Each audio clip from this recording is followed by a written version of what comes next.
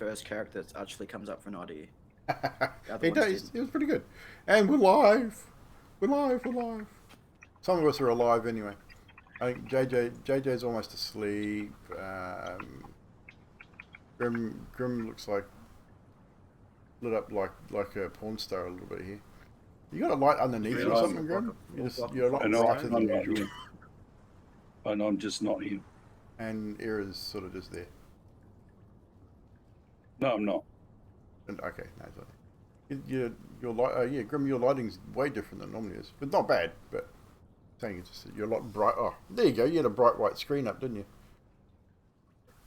That's what it is. You're paler than usual, just to say. When they don't have dark mode. Yep, exactly. You can tell I'm looking at a page that's not in dark mode when I'm. Dude, it's like looking into the fucking sun.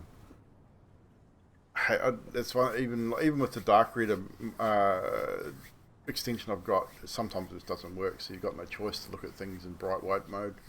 Bloody horrible. That's what I hate about the Epic Store. Dark, and then you buy something, and it goes to a bright white. Yeah. I'm like, you're yes, bastard. indeed. So I used your code the other night too. Did you? Okie dokie, cool. Appreciate that. Got the vision. So nice. We're here to do some D&D stuff. Another session from Lost Minds of Phandelver. We are getting towards the end of this little story, and when we finish this one, we'll probably take a few weeks to prepare for the next story, which is Waterdeep Dragon Heist. All but one of my players have done their character sheet and has done their Hero Forge characters. I've been working on the overlays and bits and pieces. That's all coming along nicely. I've probably got probably 2 or 3 maps left to complete. We can get into that, and then I've just got to finish off the Foundry stuff, get it all in there, wall up the maps and light them and get some audio and stuff, and we should be good. So it would be a little while for that, but we've got, I think my players consist of Grim, Drax, Nutty, Neon Reptile, which is my mate of mine from the UK. Drax is in there. Sticks and Stones, so those will remember Sticks from the Pew Pew from last week. Hangs out in the chat a bit as well with the map making, and I feel like I'm missing somebody. Nutty, Grim, Sticks, Drax, Neon. There's one more. Who am I missing?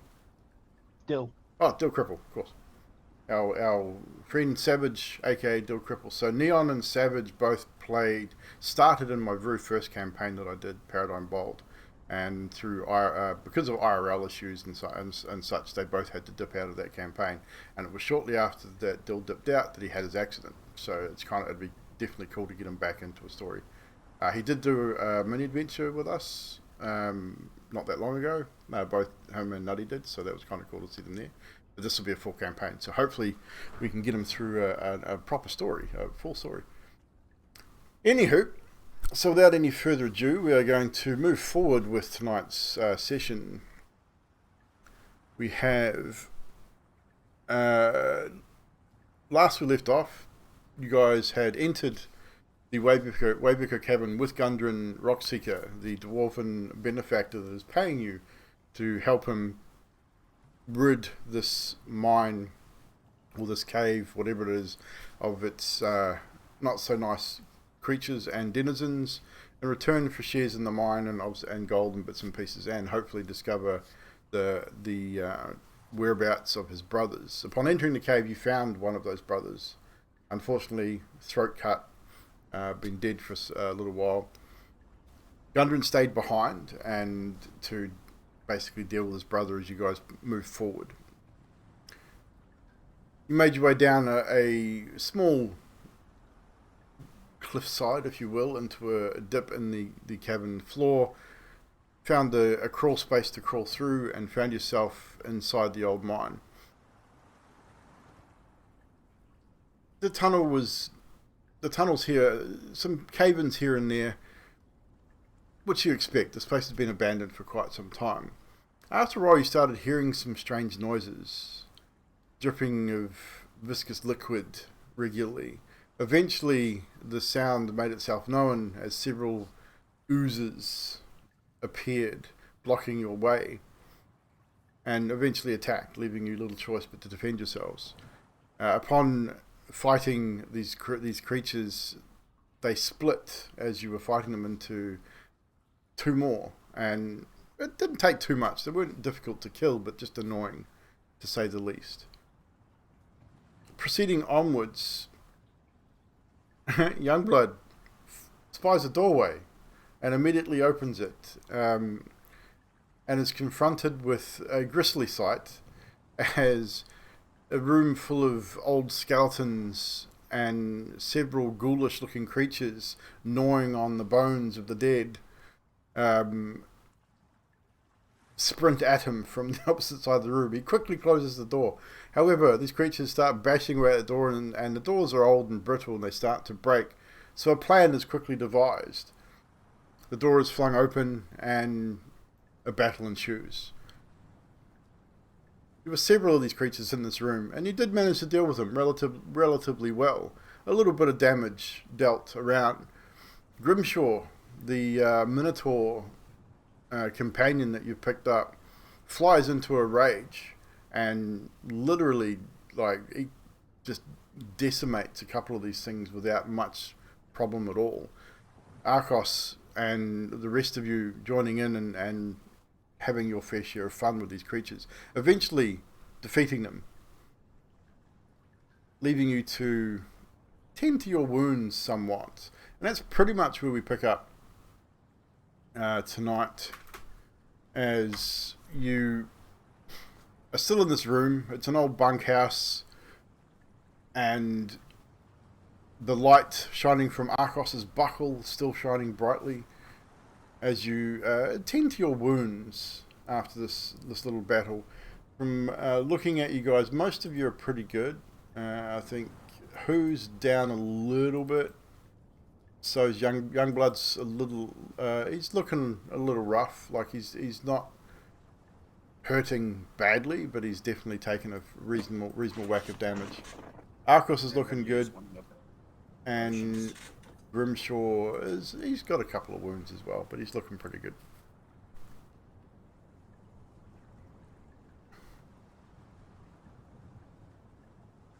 Youngblood downs a potion of healing, which gives him 9. I will add that to yours. Roll a d20 for me, Youngblood. Whoop, I got away from you. Well, no crit heal on that, but you got pretty good anyway. I think you only got 1 off the max that you can get, so that's not too bad. You're looking much better. Yeah, about 3 or... Yeah, so you're about 37 hit points now, so you're looking pretty good. Didn't happen to bring a change of pants, did you, mate? Those ghouls nearly had you damn shit yourself. I wonder what that smell was. I mean, it's fair. There was a lot of them, and they were I mean, they're pretty scary. I'm not used to that kind of shit. Yeah, I mean, I ain't seen them quite that aggressive before, but yeah, I don't know how long they've been in here. Well, look at them. I mean, they were almost... I mean, I'd say they wouldn't have been far off, like, eating each other. Like, they were really hungry. They really liked you, Mr. Youngblood. They wanted a piece of you. Yeah. Well, he's half cooked already. Look at me. Oh yeah, look, they probably seen my face and thought I was meat. Right, yeah, but, well, so, I suppose... I don't know, I just think it might be those legs, mate, those big succulent drumsticks. That would be you, Mr. Who. You got the drumsticks, mate. Not to be rude or anything, but bird, wings, drum... Yeah, you know what I mean. Yeah. These conversations get really inappropriate. It is. We should carry on. Do you think there was anything cool in here? I mean, there was like... seemed to have been a lot of dwarves in here at one point or another. We could have a... Or you can have a look, I guess. We have a look around. Yeah. Have a look around. Have a look around. I'm not even going to make you roll investigation, because you got time to have a look around. You have a look around, and this room obviously has been closed up for a long time. Cobwebs hang from the ceiling, and a lot of them. It's dusty. The floor is heavy set with a thick layer of dust.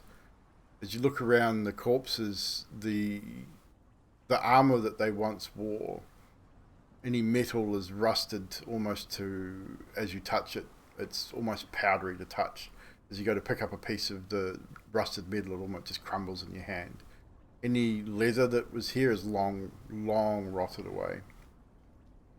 And even like the beds themselves are all made from stone. Like it's typical dwarven structure, like dwarven built stone slabs with what would have been once upon a time probably a thin straw mattress and a blanket.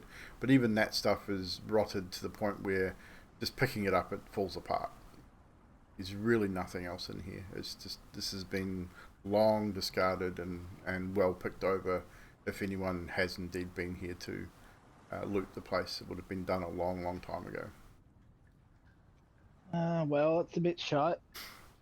I mean, it smells pretty bad. I mean, no, I mean the dead stink, but when they're dead, they kind of smell worse.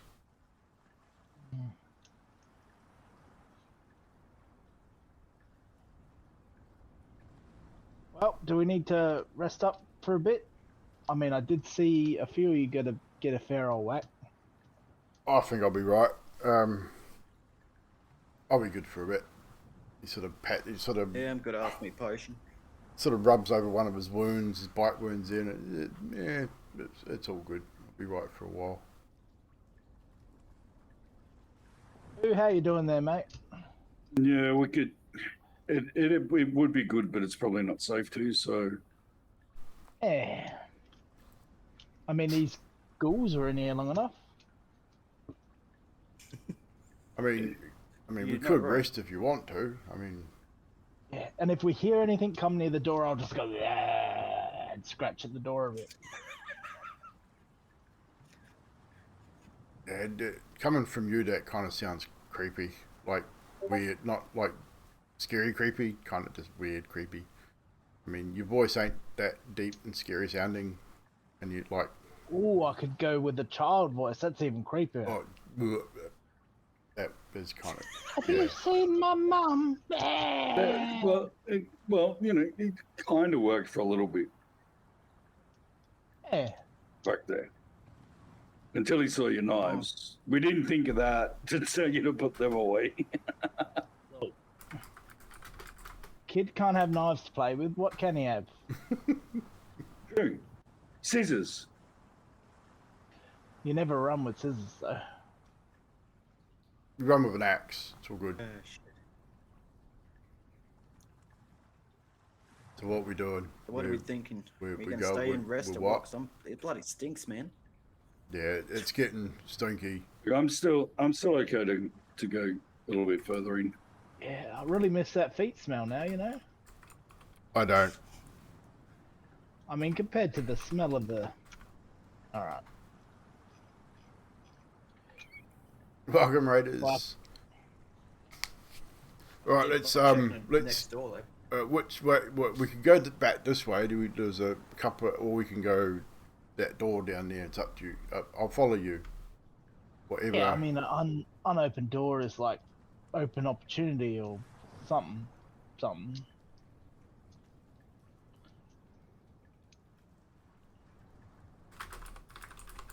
Yeah, we kind of know going out the other door's safer. Yeah, true, but... What is safe? I mean, where is the mean- adventure with safe? I mean, there was a passage down the side. Sorry. It might lead to the front of this, I don't know. And I mean, it's probably not trapped, because like the ghouls are probably hanging on this door for a bit, so... And they seemed alright, other than being undead. All right, well, lead the way. Alright, drumsticks.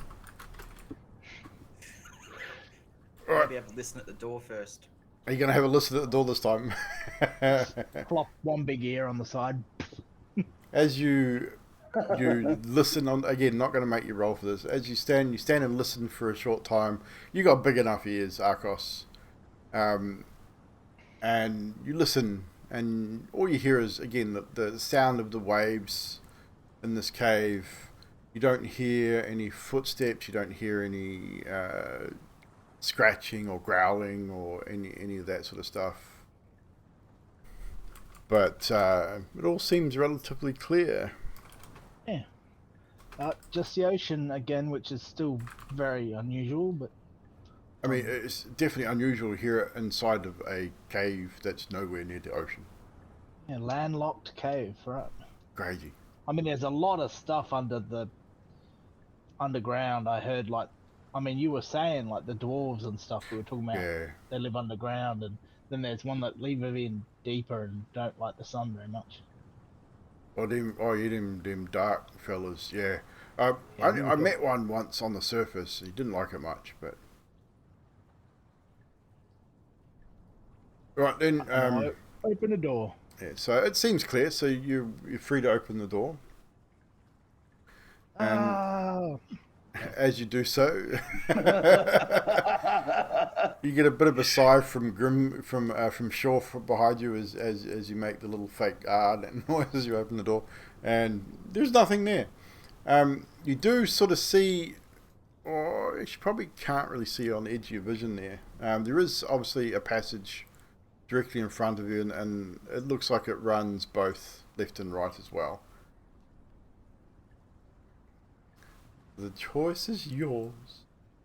Would you like me to be quiet, gentlemen?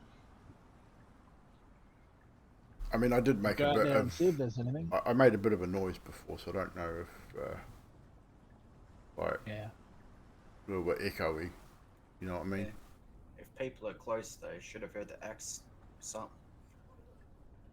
Oh, what's that over there? Like, it's more dead things. Like, and sort of points over your shoulder, Arcos, as it's like looking past the light of the light spell, and you can see in the next cabin definitely just more skeletal bodies. That is very astute of you. It is a dead thing. I mean, I know bones. I don't know what it is, but it's definitely dead. I mean, for now. Wow. No, sir. Son of a bitch. Son of a bitch. Alright, I'm gonna stealth up to the corner just in case there's something there. Okay, roll stealth. We'll get a roll of the stealthy variety then. I suppose we might as well get it all from all you guys actually. Yeah. Everyone loves to roll. Everyone loves to roll. You love sausage rolls. Rock and roll. Let's get a stealth check from everybody.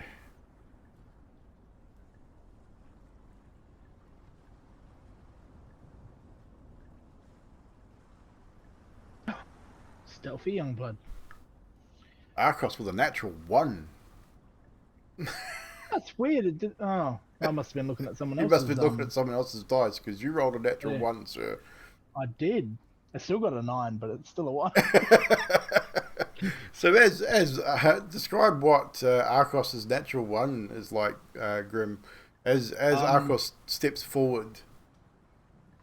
So Arcos still he sort of forgets himself as he's like making fun of them and stuff, especially Youngblood because he opened the door and there was all that. And he's like rah rah, and then he sort of like turns around and goes and then he trips over, like he backs up and he catches a crack on the floor and he just sort of flops and his head comes out the other side of the passageway so that anything in any passageway could see his big head just. Yeah, so you pretty much end up about there. Falling backwards. And it's like sat down on your butt, sort of looking up at the ceiling, and Grimshaw just gives you that sideways sort of look like, huh. I feel like that's the second time I've done that, and I didn't learn from the last time, even though I said I'd never do it again. I'll just start laughing. Isn't karma a fucking bitch? I never met her, mate. Yeah, I knew a girl named Carla. I don't know who this Karma is you're speaking of, but known many a lady in many ports around the realm. Bet you did, sure. I bet you did. Don't Well, don't the tell coast is clear. I've don't you made tell sure me of that. you haven't either.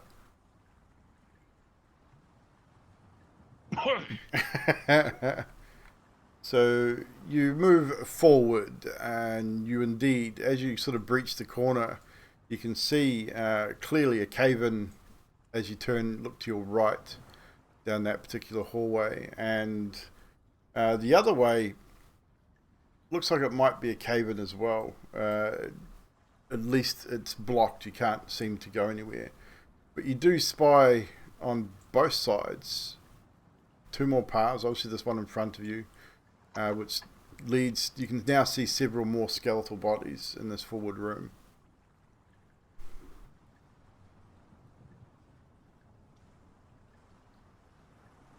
Up to you which way you go.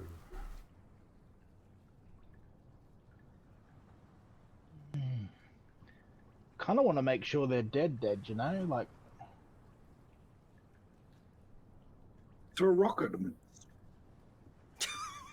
And there's plenty of rocks on the ground. Like the map doesn't really show it, but there's Right. loose gravel and stuff lying around. Plenty of things that you can pick up and throw if you wish to. right, who you can be our tosser if you like. I mean, I suppose so. Just without seeming like pointing out the obvious or anything, we just tried to be quiet, like stealth-like, and they're going to throw rocks in the echoey cabin. I feel like you're more intelligent than you're letting on, mate. Don't tell Are anyone. you sure Just you fell little- off a ship? Even just little I ones. told you I was pushed.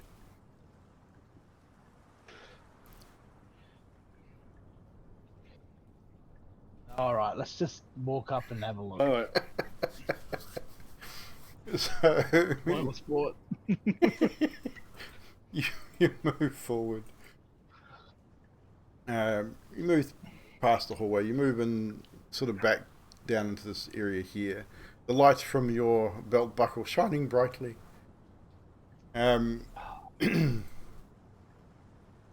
What you've discovered is, as you sort of look around, you can see again another little pathway here. There's another hallway sort of here, a bit coming around this area here.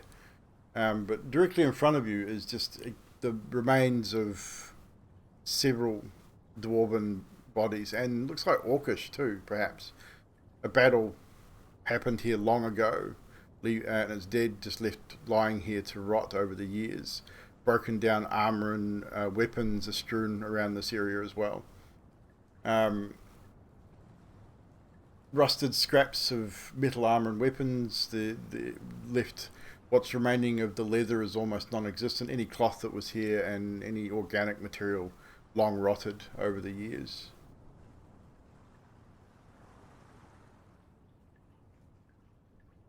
They should have made a mess of each other, didn't they? I mean, either that or they're having some sort of rave and then something like come in all at once and now they're all dead. Although that dude does look to have had an axe, so I guess that's probably unlikely. Give a few of the bones a bit of a kick just to make sure they don't get up. Okay. And as you do so, I mean, they definitely don't get up. But the moment you make a bit of noise in here, as you kick the bones and they sort of skitter across the concrete, you hear a sound of only can be described as the flapping of tiny wings from above you. And as you look up, and as the light sort of catches the top of this thing, you see these little creatures, not very big, but they start sort of circling above you. One dive bombs you, Arcos, as it starts, it sort of heads down, dives one and comes, because you took some damage, didn't you? Who was the one that didn't take any damage? You didn't take any damage. I didn't take any Okay, damage. so No. dives bombs at you and passes you and heads straight for Grimshaw, who's standing behind you, and pretty much attacks him. So we're going to go We're gonna do this, and then we're gonna do this, and you're all gonna roll initiative as these creatures descend from the ceiling. Did I miss one? I did. One there. Let's make you invisible as well. And we'll get some battle music running here. As these little creatures, this one, firstly and foremost, whoopsie, didn't do the thing, runs right into Grimshaw here and attacks him. So we're going to begin our combat. Who hasn't rolled initiative? Grimshaw. Oh shit, I forgot. Grimshaw has rolled initiative. Lie. So Arcos, you're going to get the initiative, but this one's going to make his attack at Grimshaw as it swoops down and sort of charges at him past you. And let's see. As it bites into his open wound. It's not going to let me do it because it's not his turn. So what I'm going to do here is... Where is it?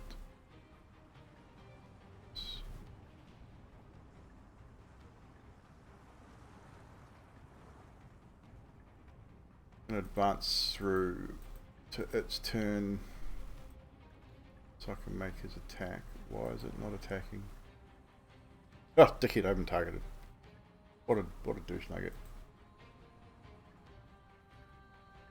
And it hits Grimshaw, dealing a little bit of damage as it bites into his open wound and draws the blood from the wound. So then we're going to go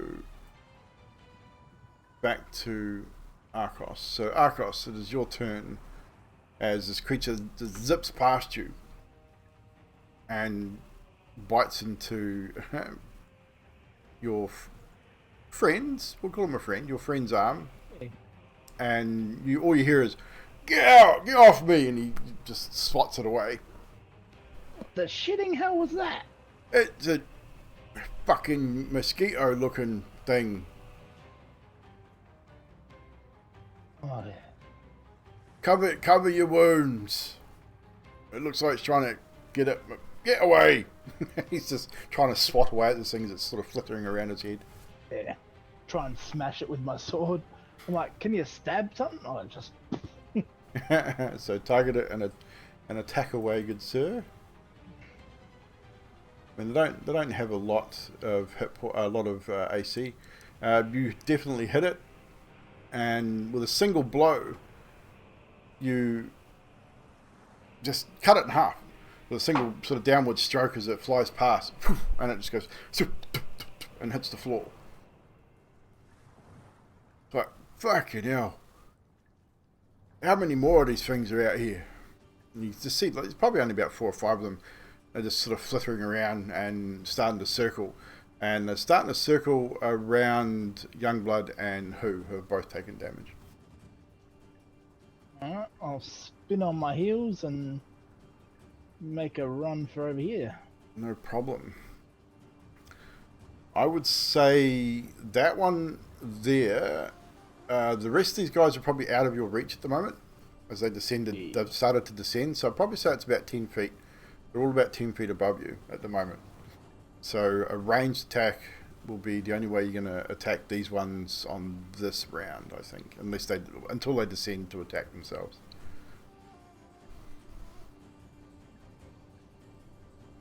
I think I can make them elevated from memory. Yeah, I don't think I can use my bows because it takes a load action. You've already used... Yeah, I've you've already used my an action to... Yeah, so you've already used the action to strike first, so yeah. You wouldn't be able to use a bow until next turn. What else have I got? Nothing, I don't think. I mean, you can use harsh language or anything like that. It could be vulgar. I mean, young bloke could tell a I'll joke. I mean, Yeah, I'll just stand there and be ready to No smash worries. that with the base of the sword too, and that'll be me. no problem. Not an issue. This one's turn swoops down straight into Youngblood, and will target Youngblood as he swoops in, going for an open wound on your body, Mr. Youngblood, and attempts to bite at your wound, missing as you swat it away. Is there two there? Have I got two the same?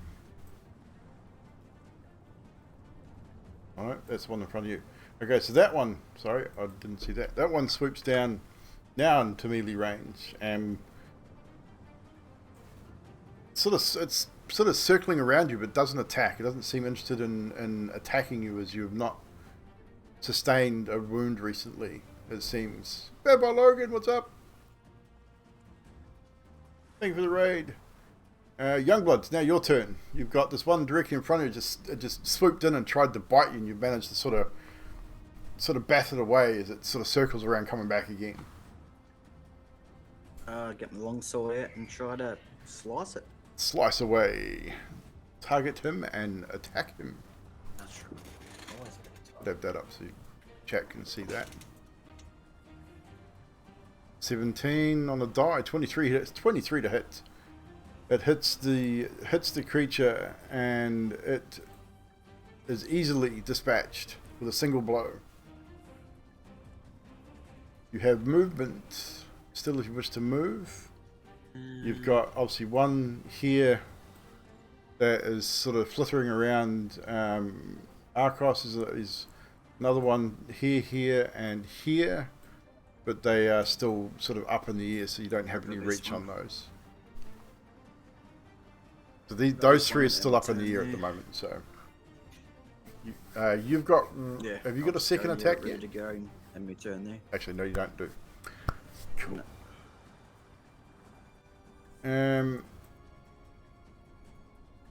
So with that is your turn.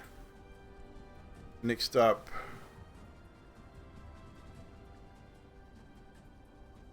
is this one here that appears as it drops out of the ceiling and starts freaking takes off after Grimshaw, and it's gonna attack Grimshaw and go straight for that wound again. Hits him, dealing another 6 points of piercing damage. And you'd hear Grimshaw sort of grunt and swear from behind you, "God damn mother!" And that's its turn. This one swoops down as you have been. You got blood on you, so this one swoops down at you, Youngblood. But it's kind of buzzing. That, like, think of a mosquito, like a flying fox, like the little flying squirrels, but with a mosquito face. It's about the size of them, and they've got a long sort of snout on them, which pierces into the wound and just draws blood from it. Hits you with a 21, dealing 4 points of piercing damage as it jams its sort of hovers in and jams its long sort of needle-like beak into your wound and draws blood from it. Next up is this one here, which appeared directly above you, and drops down and is going to attack you, good sir. Again, scooting forward, hitting you with a 15, and deals a small amount of damage. 6 points of piercing damage. This one flies in and attacks Youngblood. It's the closest one to him. Rolling an 18, 23 to hit, definitely hits you, and does a further 6 points of damage on you, Youngblood. Pooh, it is now your turn. As these little bug-like creatures are just flying around, annoying as hell, and they just hit and run. They're flying in, doing the damage, then sort of flitting around your head again. Okay, I'm going to use the mace on the one I just targeted. Go for it. That hits, and you swat that little annoying creature with a single blow with your mace. It's still stuck to your mace. You sort of hit it that hard, it just goes against the mace and is literally stuck to it. Sort of.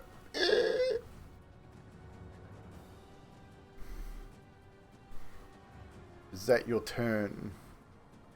Is there anything else you want to do? No, that's what Is I it want for to you? do. Yep. Next up, this one here. It's going to fly down to you as you're kind of the closer, actually. I'll roll a d6 here. Odds, it goes after Youngblood. No, it does go after you.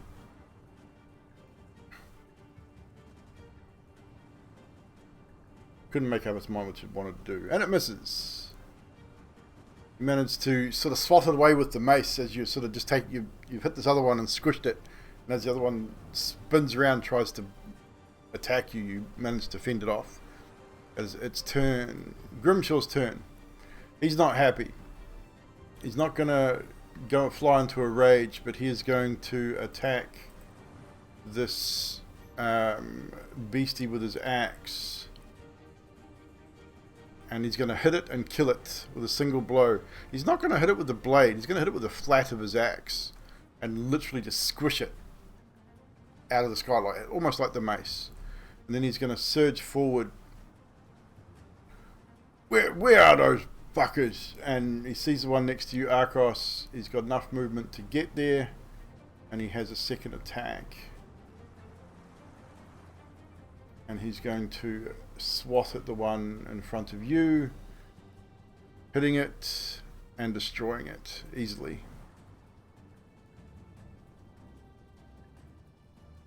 It is his turn. We're back to the top. Arcos. So Arcos looks up at Grimshaw and he's like, just looks really guilty. And then he goes around the back of him and shoots past through to... Is that one? Between You got two left. these two. Yeah. And he looks guiltier than two. And then he's gonna like smack the two one after the other, assuming he can kill them in front of who. He should be able to. I mean, all you gotta do is hit them. They literally have 2 hit points. So if you can hit them, you're gonna kill them. Natural 20. That's overkill, but it's dead. Like you're pissed off for whatever reason, and you just go like just slice and dice, and it is freaking mincemeat. I don't even go as far to say, if you want to describe this, you go into a little bit of a mini rage, and I'm going to say you're going to kill them both with this sort of single attack. If you want to describe that. Yeah, so Arcos like walks really sheepishly behind Grimshaw. Is like fucking, and then he like squeezes like does that awkward shuffle in the shops where you're trying to squeeze between people who are talking to him. Yeah. And then he's like, fuck, and then he's just gonna jump up like on his big rabbity feet and just bring the sword down flat and just one into the other just so hard that they just wreck each other. Easy enough done, and yeah, at the end of it, you're standing there, and it's like you're looking around, to see if there's any more, and it doesn't appear to be. It appears that all of these creatures, actually, I did miss one, but we'll kill him. All these creatures seem to have are now deceased.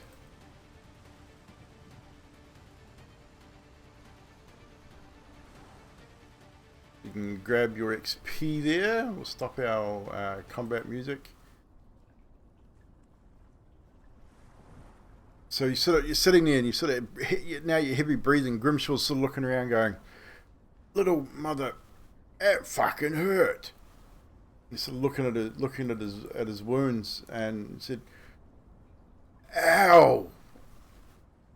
And he's looking a little bloody, like he's sort of looking at himself and goes, oh, I'm going to need this. And he's going to target himself. And he's going to roll one of them, do 3 flips. It's also going to roll a d20 to see if we can... nope, no natural 20 on that. So he heals himself for a little bit. And says, oh, well, that's better. Holy crap. For such a little thing, they fucking hurt. Yeah, it got me a bit too, but I don't want to waste my last potion, so I'm just going to see how I go for a bit. And to give you guys and the viewers a view of what you were just combating, I said little bat-like creatures, not unlike a giant mosquito in shape.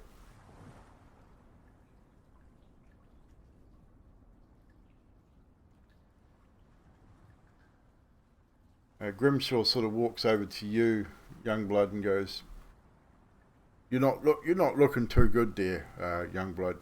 Yeah, I'll help. I got another one of these." And he will target you, and he'll give you 12 points of healing. There, he's going to roll a d20. Nope. So you get 12 HP back there. As he just hands you over a potion. Stretch it. Oh, I feel a lot better. Thanks, man. I only had like one potion left. Yeah, I mean, straight away, so appreciate that. yeah, I got a couple, but it fucking hurt. How's everybody else feeling? Are you guys all right? Fucking oath. Sort of looks at you, Arcos, as well. Says, "You're not even bleeding." I mean, I could, like, give myself a nick if it make you feel better. No, it's not what I mean. I mean, Right. I mean, it's hard to tell whether Feathers is bleeding or not, because he's all red. have you Are got? you bleeding, Feathers? Yeah, I was say, you got any wounds? I mean, They were attacking the ones we already had. yeah, I mean, we need to wrap this shit up. I think. Hang on a minute, and he goes into his pack and actually pulls out a bunch of they're clean rags, but he pulls out a bunch of clean rags, wraps up his own open wounds, any open wounds that he still has, and hands one to you, Youngblood, and to you, Who, to wrap any open wounds that you have to stem any further bleeding and potential attraction of more of these creatures, whatever they were. I mean, can I use cure wounds on myself? Sorry, Grin. You can if you think you need to. Yeah. So you just target yourself and use the spell. far be it for me to get in the way of a man trying to touch himself.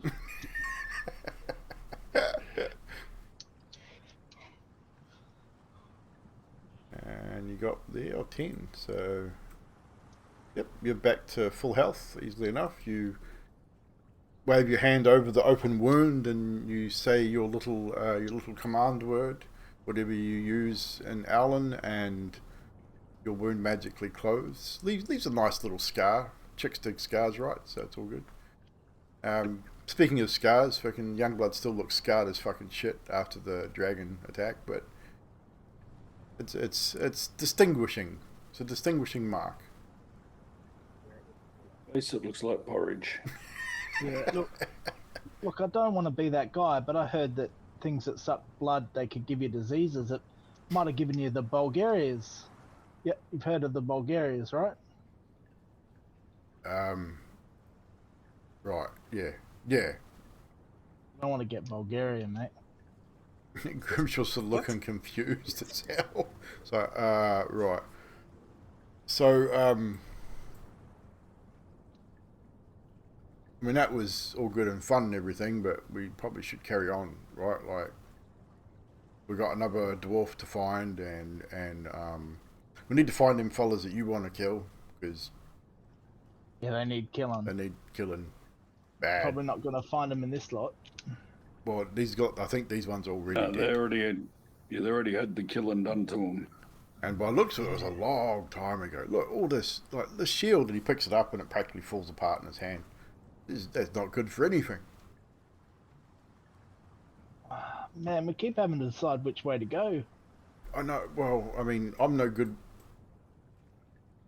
I mean, I don't know which way we should go. It's not that I'm no good, I but feel like we came from that way, and maybe back that way a little. And now we could go that way, or there's that passage down that looks like it's man-made or dwarf-made. Like it's got. yeah, I mean, we could go that way. He points to the south and says, "Well, that looks like it's all like hand built." And then we've got this other one over that way, and that one looks like it's probably hand built. But I think that one might go back the way we just came a little bit. Yeah. Possibly. I mean, it all seems interconnected, doesn't it? Yeah. Fucking mines. Bloody dwarves. Why can't they just put a straight fucking passage to where they want to go instead of like all this roundabout stuff? I don't understand them.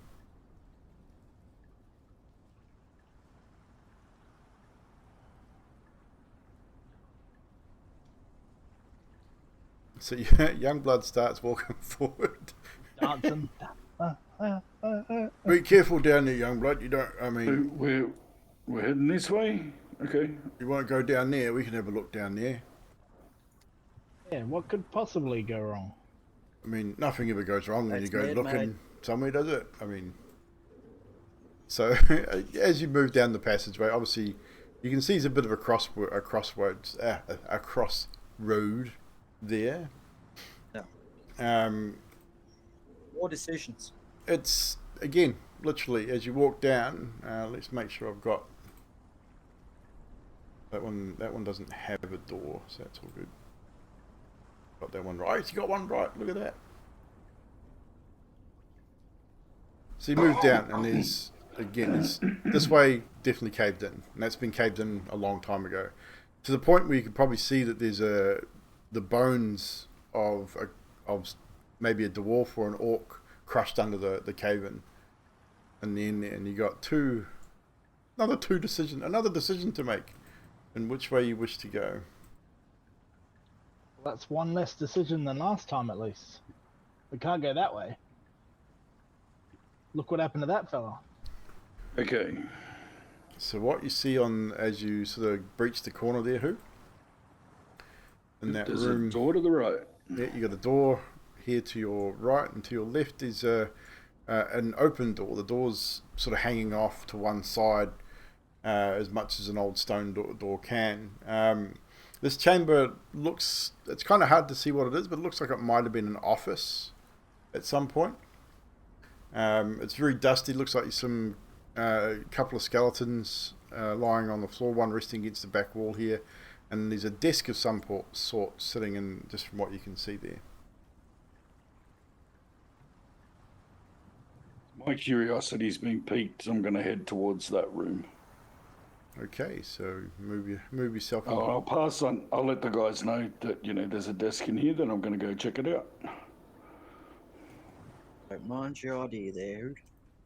Maybe they've checked it as well, maybe left us some clues. So, who walks into this room,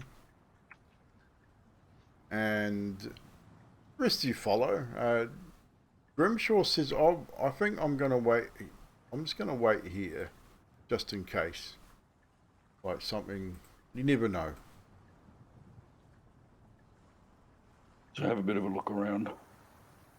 Okay, Helpful so look around I'm as going to well. zoom in here so that everyone can see what's going on. So this chamber is, it definitely looks like it was an office, so you probably might want to get off the desk and move around the desk. There we go. So so you got a large stone counter, which is what you were just standing on. That was my bad for not putting an invisible wall around it. But you got a large stone counter there, and it looks like it has a set of 2 or 3 sets of dusty old scales, and there's behind it there's some cubbies which have been stuffed with old dusty paper. The paper, again, as you reach down to sort of touch a piece, is very, very brittle. And one piece you pick up just crumbles in your hand. It's very brittle. Several long dead corpses. Looks like one could be gnomish. Another one looks like it could be orcish. Just sort of across the floor there. Does anyone read Dwarvish by any chance? I think you do, don't you? Yep. One of the pieces of parts from there you can see without picking it up. It looks like it's weights of ore. Like there's a word that you know that means iron, and then it's got a weight next to it. And they're not massive weights. You can see these scales aren't huge. So that then there's a pyrite ore and a mithril and different types of ore. Gold is listed there, silver's listed there. So there's a whole manner of different types of ores and gemstones. Like an assay office. Yeah, more or less.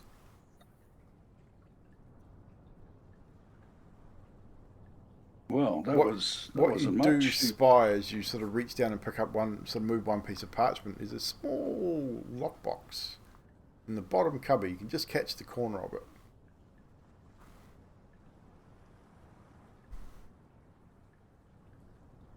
And I'm going to pick it up.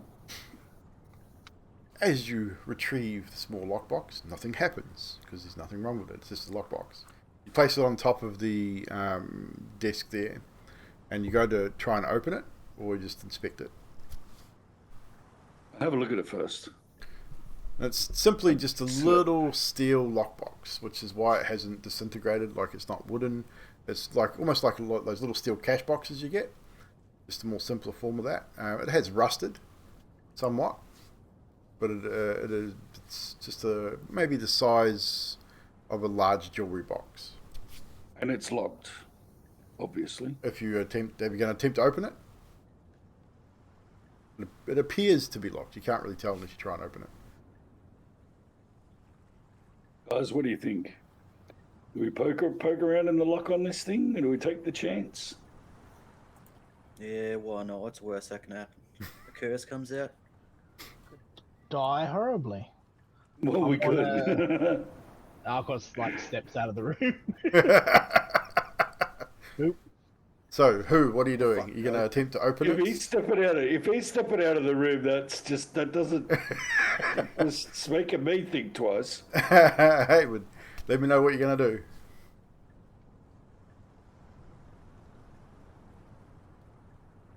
Yeah, our pirate fella there knows a little bit. I don't know. It's like he's seen boxes like this, and he's been around the world, and he's done this.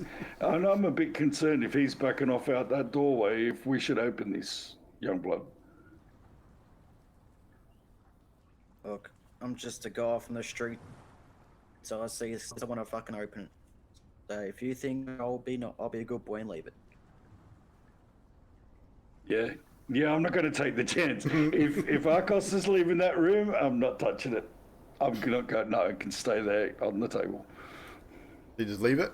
You don't try and open it. You just leave it. I'm not going to. That's a sign to me. If he's backing off, being a pirate, being around the world, yeah, I'm not touching it. Okay. So you leave it. You walk away from it without temptation. Youngblood, what are you doing? You wait till he turns his back and try and open it, or are you going to leave it as well? I will grab everyone open it while he's walking in. You're going to what? Sorry, you broke up a little bit. I'll grab it, but it won't open it. I'll just grab it to take. Are you going to put it in your pack? Are you going to take it and put it in your pack? I'll just take it. I won't open it here, but maybe I'll open it by myself or die. Okay, My so curiosity of being a robber and shit. Okay, so you're going to try and take it that no one sees? Like, you're going to try and stealthily put it away, or you're just going to Uh. pick it up and just put it in your bag? I just picked up with my bag. Okay. I've seen who's kind of left. Yeah, he sort of turns his back anyway, so he's probably not going to see you do it. I don't Arcos, wanna borrow Arcos it. is right. Arcos is still there, like he's backed out of the room, but he can still see what's going on, and he'll see you pick it up and stuff it into your pack. So Arcos, if you want to address that, that's up to you. Has who moved on, or is he still there? They're still sort of there. They're moving out. You're sort of moving out of the room. Yeah. So, as Youngblood comes out, I'll like go up and whisper to him. I'm like, "It should be all right, mate. Just need to unlock it." Easily enough done. I'll listen but won't say enough, and I'll just keep to myself. No problem. And I'm none the wiser. And no, I'm still... you're none the wiser. You're just sort of walking out. No, Grimshaw sort of moves forward and says, "Coast is clear. I haven't heard anything else. Like, is this door here if you guys want to check it out?" I mean, perhaps this time, Arcos, like, you want to have a listen again, like you got the ears for it. Yeah. Not to be rude or anything, but Yeah. I've done kick and bones too, probably. yeah, probably not a good idea. Although I was fine. He gives you a bit of a look and raises an eyebrow at you, like almost like saying, "Yeah, but you might not be if you're not careful." Yeah. It's like that look. Well, I can make you not fine. I have a big axe, Yeah, it's a big act. and not in a menacing way. It's like kind of that joking way, where I can make you not fine. just see that little fluffy tail hanging off Grimshaw's belt there. Interesting. Leave my fuzzy bottom alone. I listen at the door with my great big floppy ears. You listen at the door with your great big floppy ears, and in this room, you don't really hear anything to begin with. You listen a bit more intently, and at one point you thought you might have heard something, but then you think, maybe it's just that the waves that I can hear. What's up, Vancouver? And yeah, nothing. You listen probably 5 minutes. You I'd say you're a little paranoid now, so you like wait as long as you possibly can. You hear nothing from inside this room.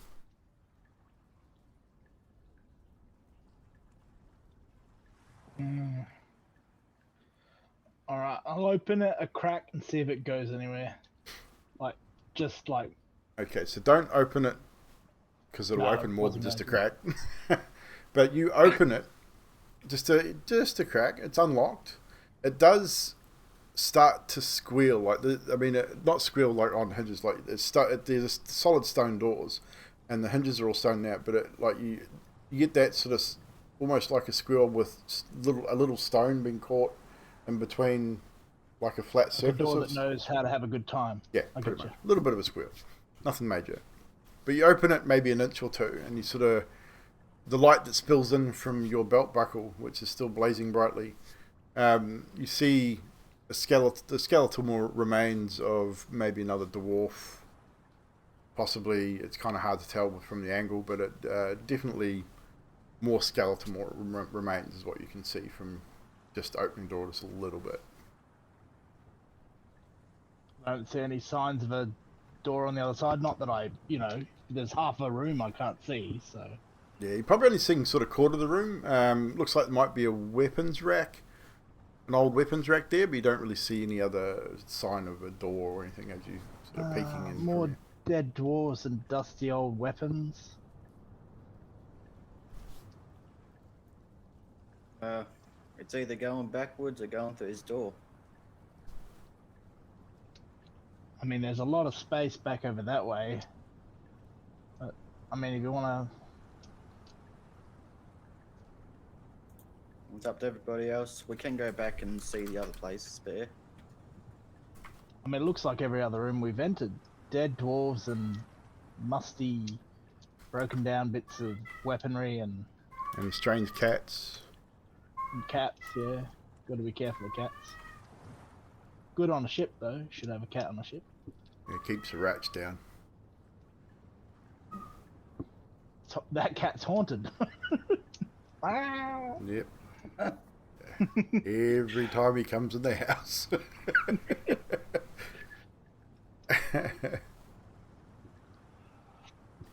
So, What are we thinking, peeps? what you reckon, Arcos? You think it's safe, or do we leave it and maybe? I mean, it looks boring, if anything. I couldn't tell whether it led anywhere. I'm just trying to be really cautious. I feel kind of bad. Those mosquito things really did a number on you guys. Well, And, I kind of think they probably would have. It would have happened anyway, because it looks like they were after the blood, not the noise. So I don't know if it was entirely your fault. So you probably shouldn't feel too bad. They probably smelt us. Smelt the blood and would have came in anyway, I think. Either that, or they would have smelt Youngblood's feet. Either way. My feet ain't that bad. This whole place You've smells like your feet. So you've got the I'll door bend open down a and little bit. smell them. It's like, ah, shit, you're right. Sorry, guys. yeah, I do have the door open a little bit. I'm probably guessing with the sound that made, something probably would have heard the door if you were opening it. So And you haven't you'd heard have to anything open it all the else. way, so you can see what's in there at least to clear and say we cleared the room. Yeah, all right, but you know, I just thought I'd be cautious this time, is all. And Yeah, never understandable. mind. Those little fuckers hurt back there. I mean, I'm ready if anything happens. Like, I'm always ready. All right, on 3. 2. 3. Oh, What? shit. That ain't a dwarf. That's too big. And, yeah, as you open the door, splintered stone benches and heaps of rubble from partially collapsed ceiling fill the room. Amid ruins of stone bunks and toppled weapon racks are the bones of several orcs and dwarves, in fact. And as you walk into the room, Youngblood, past your friend Arcos, it's not your day, Youngblood. It really isn't. I mean, several of the piles of bones and bodies in here, this one in particular is the one you probably spy first as you walk past, turns its head towards you, so that creaking bone sound, and it turns its head and looks at you. What seems so. And then it slowly It's sits not up. zombies, it's damn skeletons. And it sort of guys. slowly sits Be up. And as that does, Arcos, you probably spy this now. This one starts to move. This one starts to move. The rest you see it. This one starts to move. Another movement over in this corner.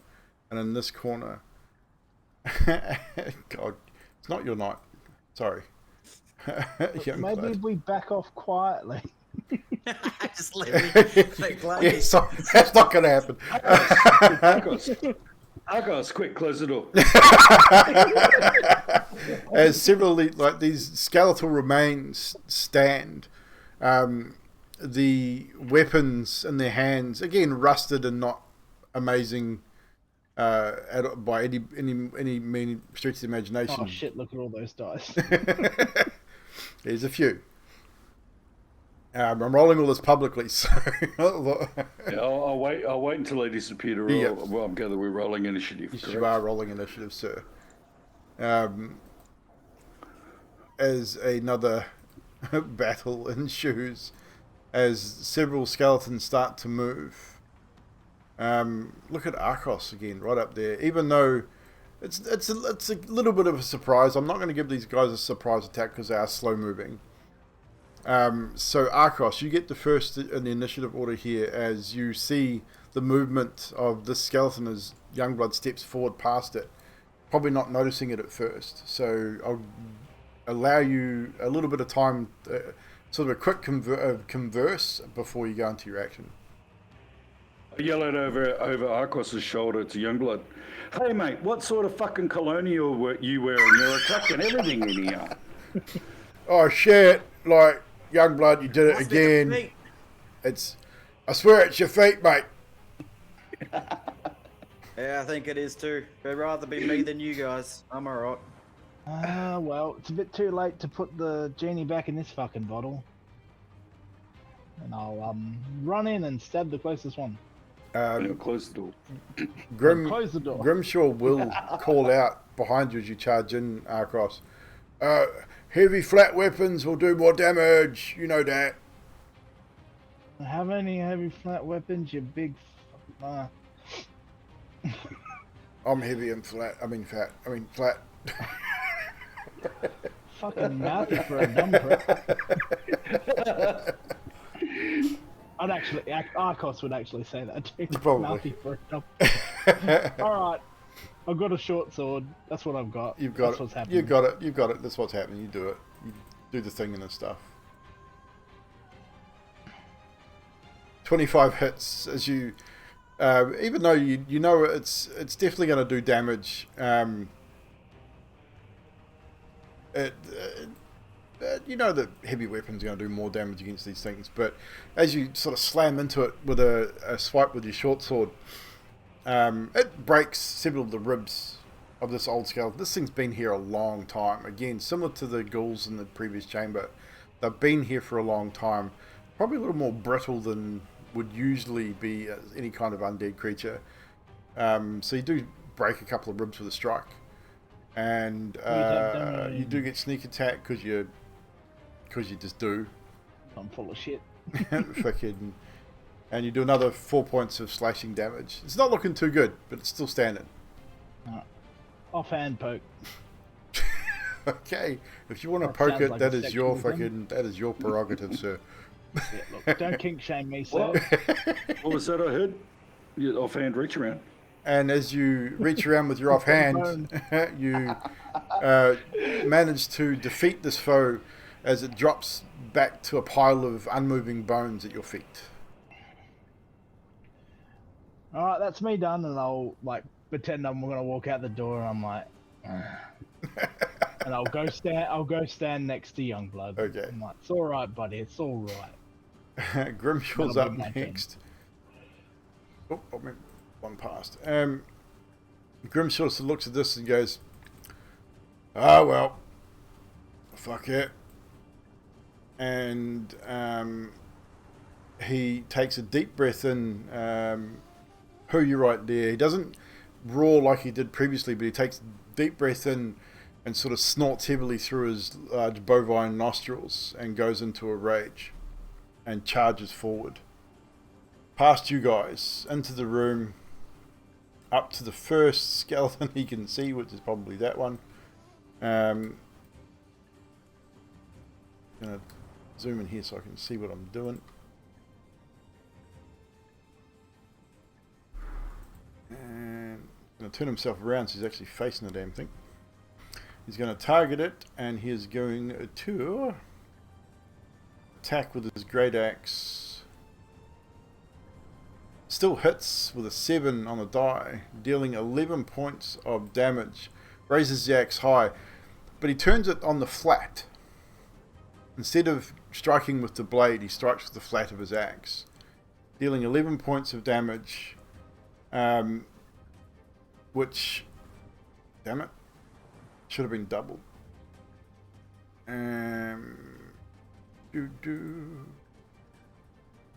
Which shatters the bones in a single blow of this creature.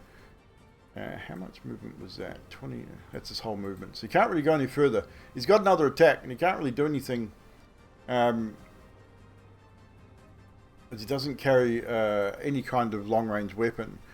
You see him sort of contemplate throwing his axe, and then he thinks better of it, and that's his turn.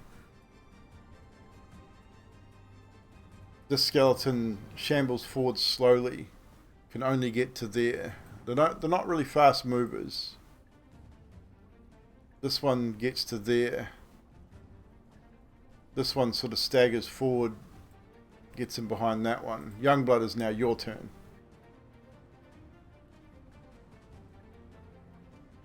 And with the stairs, it's like, yeah, fuck it, let's have some fun. I'm gonna get my whip out and try to whip it and make it fall Whip over. it, go!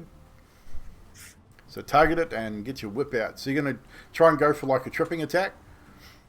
Yeah. Okay. Just for fun, I'm like, yeah, fuck it. Easy enough. So all you gotta do is hit it. You'll do some damage. You miss it. Unfortunately, you've been using your sword a little bit. You pull your whip out, and and it just snaps against the floor in front of it, and just completely misses your target. It's like, oh shit, I haven't used this for a while. A little bit rusty. Without doing bonus actions, I can't do nothing else. There's no point wasting them on damn skeletons, so I'm gonna. Just End my turn there. gonna stay there. No worries. Yeah. This one sort of shuffles forward, gets to about there. Who? It is now your turn.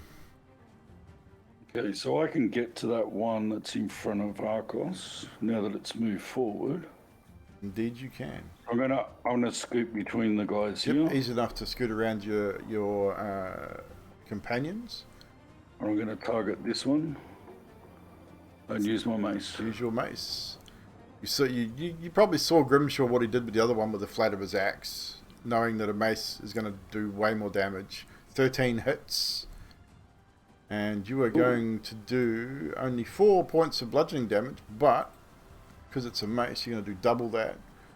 Several bones crack. One of its arms comes apart and half of the arm falls on the ground. This is not looking good. It's not dead. Well, not dead. It's undead, but it's not. It's still moving. Just let me have a quick look. Where are we?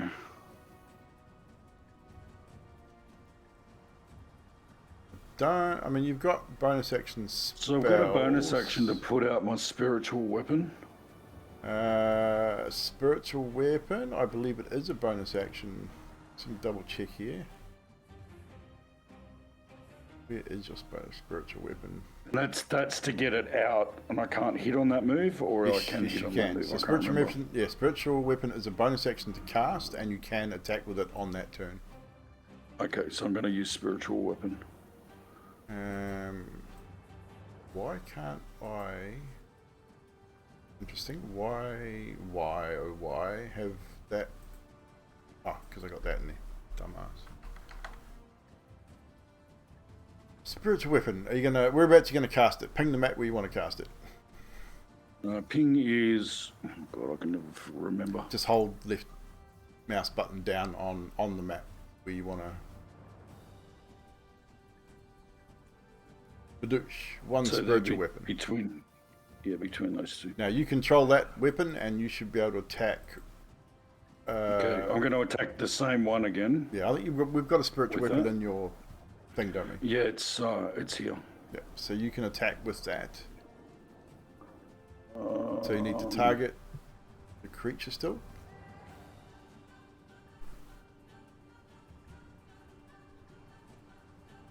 Yep. And then attack with your spiritual weapon. Actually, that's coming up different since it's been changed. Because it was just click on the. It was click on the little. I'm gonna have to pull up the overlay. Sorry, peeps. You know, good. Just take your time. I can't. Yeah, because it will be slightly different on that sheet. Got to get up the cross swords and use the spiritual weapon. Yeah, use it from there. I can't read what it says. Should actually make the weapon itself do the attack. But I can't find the spiritual weapon either. Yeah, I can't. I've got no attack option there. Because that old sheet, because of that sheet, I think what's happened is it's changed everything. I might have to recreate it. Give me a second. But your attack from memory on your spiritual weapon, we'll go to your spells. And spiritual weapon does 1d8 plus your spell modifying. So just roll a d20 for now to hit. Okay. Which will be plus your spell modifier, which is plus 1 plus 3. Plus 1. Plus Right, 2. So I'll roll a d20. Yeah. So that will not hit. I don't think. It's got to double check something here, which is spell modifier. Wisdom. No, it will, +3, so it will hit. And roll a d8 now as well. And a D8. This was all set up, peeps, but Yeah, I had it. I'll some have to things redo have it. changed. I'll have to Some redo things the have spiritual changed. weapon. And 1d8 It's the roll. d8, and we'll add 3 to it. That's a Ooh. lot of weapon. That's a lot of damage. So that's 11 points of damage. That's enough to kill it. Easily. Done. Spiritual weapon manifests. Giant spectral mace. Swings down, striking the undead skeleton in its brain pan, and splatters its brain pan. If it had blood, it would be splattered everywhere. And that's it for me.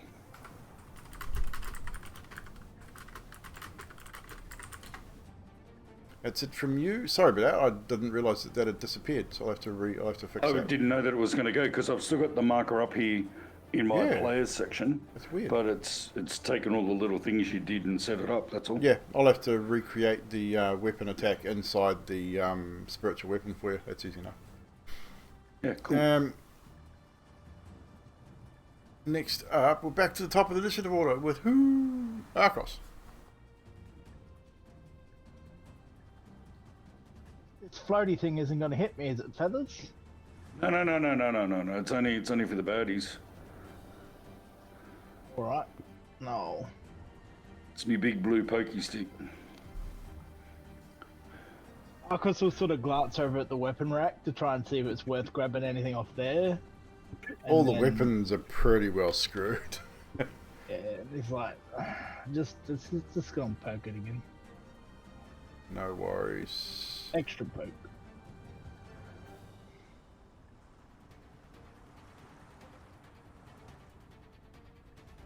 Eight poke damage.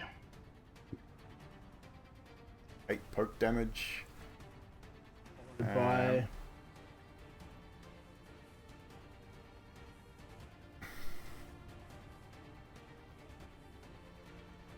And you've 7 if got- that hits. It definitely does. And the first one hit as well, so it's still up. It's looking rough, but it's still up. Era, if you open the sheet on your spiritual weapon, Oh, cool. It just opened up in the bottom corner. you'll Just see. added the stuff to it. Yeah, you'll see that I've just put a mace in there, Yep. and I've changed the modifier for your wisdom, so you can attack with your mace from your spiritual weapon, just using that mace inside the weapon. It's the easiest way to do it. So yeah, so did you do sneak attack as well? No, because there's an enemy within 5 of course, feet there of is. it, and I'm not flanking, so I You are not flanking. So I stabbed that- him a little bit. You and stabbed I'm going to him, move back. and then stabbed him again with your offhand. You're going to move back because as long as you hit something, you do not provoke an opportunity attack. Yep, and end Stupid my turn. bloody rabbits. I mean that lovingly, of course. Grimshaw surges forward and targets the one that you targeted and goes, "Bloody skeletons! Let's kill them all!" And with the flat of his axe, he attacks.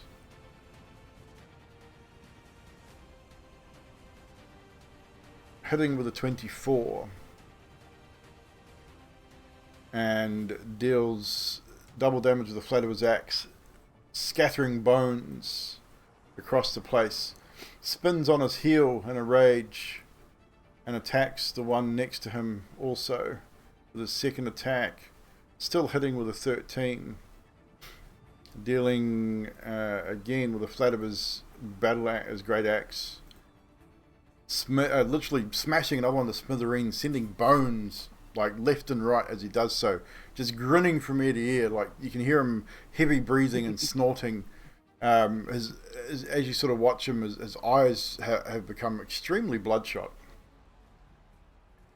And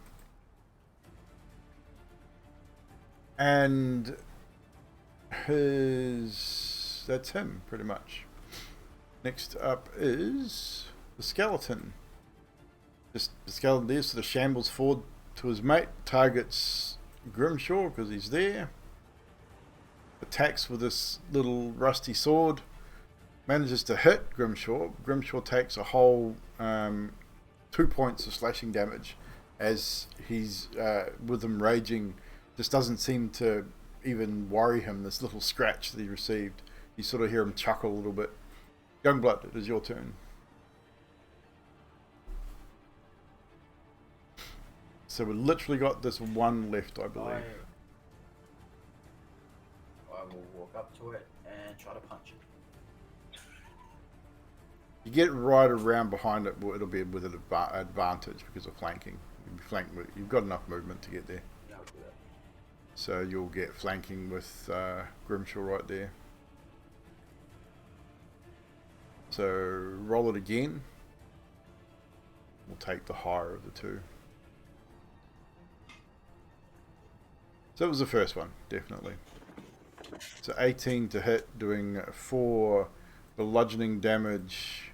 Even with your fists, you seem to do extra damage to this bony creature, cracking several ribs, smashing it in the kidney area where it would have it if it had a body to have kidneys. Smash into the bones of the kidney area, smashing several bones, loud cracking. Is that your turn, Youngblood? Yep.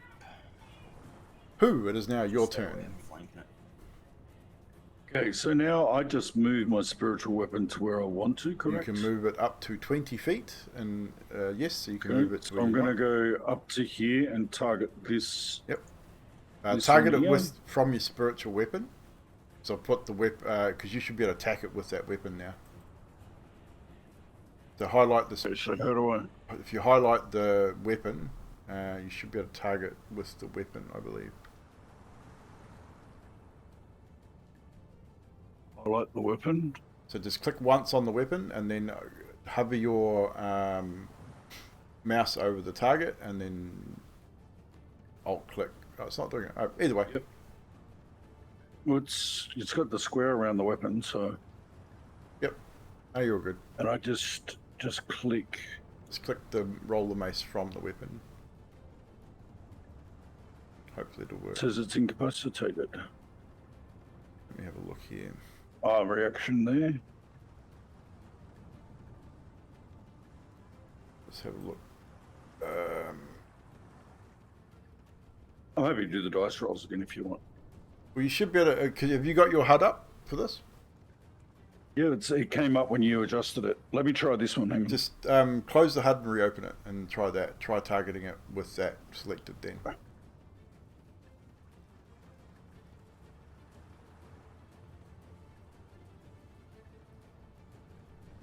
No, it's still not doing it. Blue is incapacitated. How's it incapacitated? Interesting.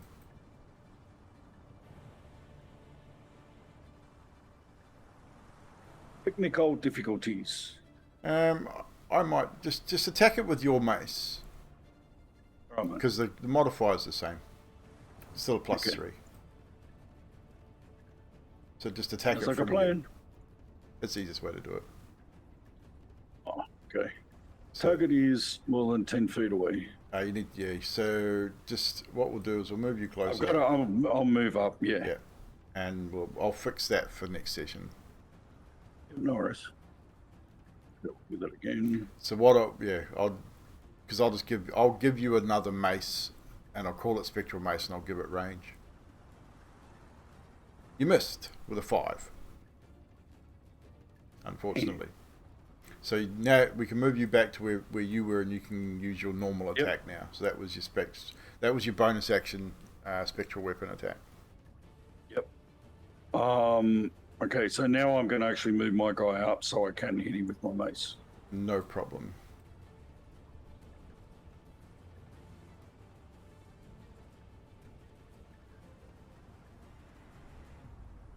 The dice gods are not looking down on me tonight. No, they are not. We're going to give this... Range of 20. Right. So you should now see a spectral weapon in your weapons, which should work and it should work for range. Okay. So unfortunately, your mace misses as well. Roll it again though, because you do have a well advantage with just being surrounded. So just attack again with your mace. Oh, okay.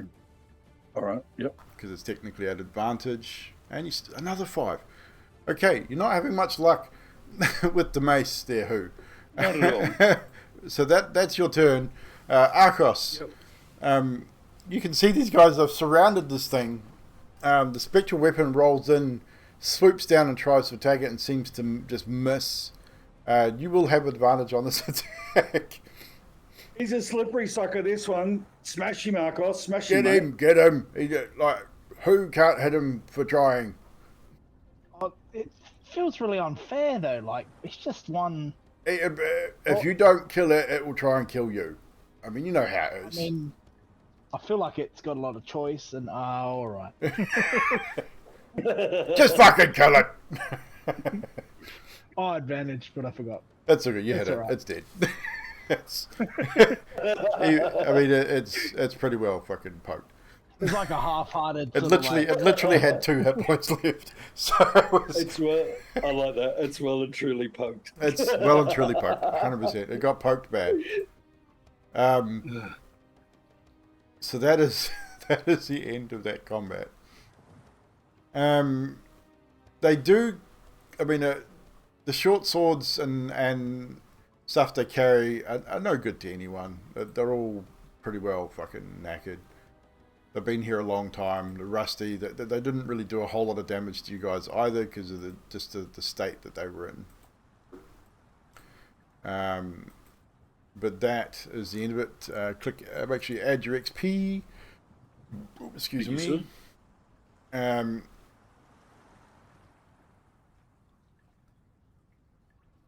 Old. Hey, Grimshaw, you're going to have to teach me that rage trick, mate. Well, It's pretty damn good. it's not well. I suppose it could teach you. Like you're a cleric, right? Like you're the healer, kinda. I could.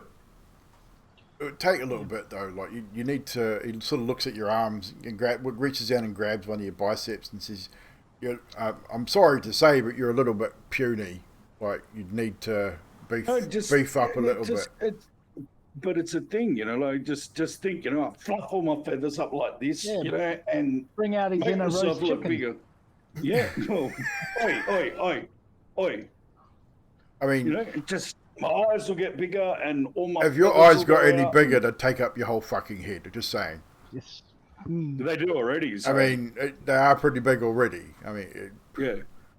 I mean, maybe you should teach him. It seems like we're going to fight every fucking thing in this place. I mean, they're all relatively easy fights, though. Like, I mean, I got a little scratch. I better bandage that up as well. And he bandages up the other little scratch. It wasn't much, just a little wound. You better leave that bandage loose for the next time you go. It'll just pop. Well, yeah, just a little bit. Good party trick. Would be a good one. So, Well, young blood, what did we learn? yeah, I mean, I'm not exactly the brightest. Weren't nothing, mate. Like spark in the box, but you probably shouldn't just waltz into a room. You keep fucking saying that. I'm onto you, buddy. Like, So I was just going to say, like, before you walk into a room, you should say, "Honey, I'm home." You might get a better reception. I mean, I know chicks dig scars and everything, but like, I don't think they'll dig like one big scar. Like, Yeah, probably not, but and they definitely don't dig. they're going to come at us anyway. They definitely don't dig like dead dudes. I So- heard there's actually a. Never mind. Wow. Is there? Well, I suppose, I mean, those necromancer types like the dead things, don't they? They really do. Whoa, Maybe sorry. there's something cool in this room. I mean, every time we go in a room, we fight a bunch of shit, and then And there's nothing. I know. Let's have a good look around. And again, you look around this room, and it's old shit. It's been here a long, long time. Not even any like. Grimshaw walks over to one of the weapon racks and picks up a mace from the weapon rack and sort of goes, "Well, this seems like it might be all right." And he sort of taps it against the wall as it sort of tests its sturdiness, and it just the whole head of it just breaks off and rolls along the floor. Look, it'd be okay if you're throwing the heads of them at things, Well, I mean, rather than using the stick. This stuff's all junk. It's no good to anybody. I thought the dwarf said this place was like would make us rich. So far, I haven't seen anything that will make us rich. So what we've learned is dwarves are full of shit. At the very least. I mean, and they're only tiny, so it's not a lot of shit, but they're definitely full of it. So, moving forward, what are we going to do? I mean, we only got one way to be honest. We only got one way to go now, don't we? Really? Yeah. Back we go.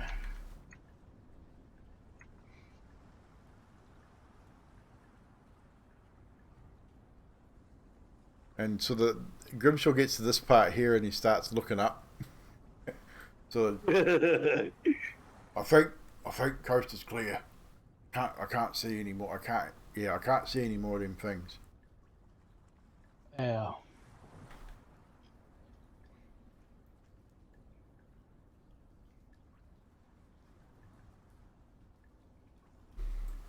Right, so left, right. To the right, I guess. Well, this way's like, oh look, it's old. Like I think wait. you know where we came in, right? right? You know that place, Right. like that pit thing we came in. I think No, that's the left, mate. Yeah, but I said over here there's like a hole. I think that's where we came in. But we went the other way, remember? Oh, yeah, that's the way I wanted to go.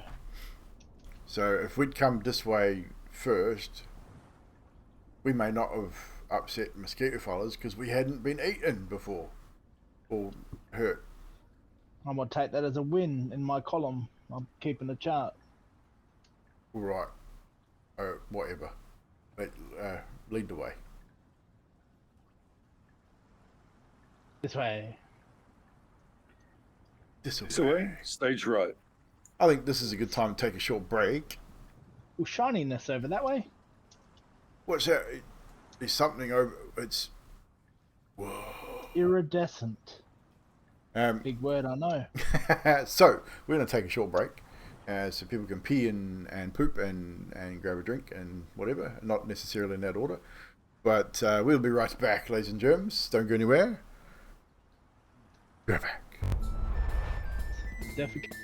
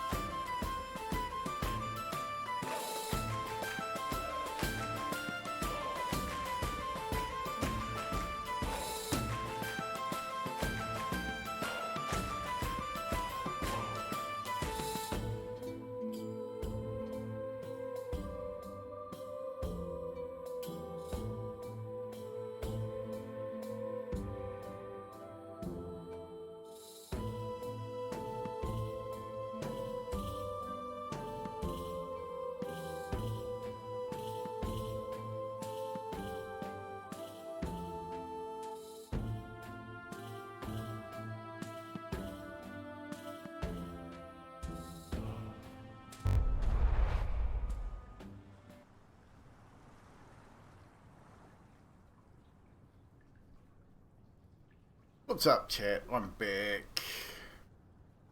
Just like to thank everyone for coming in this evening. Good to see everybody in. Thank you for the raids from Vampire Logan and who we had there? We had Star Garner coming with a raid as well tonight. Minka Markov with a follow as well. Appreciate that. Vancouver by night. Good to see you in there. Always a pleasure to have you in as usual. And everybody else, hope your evening is going well.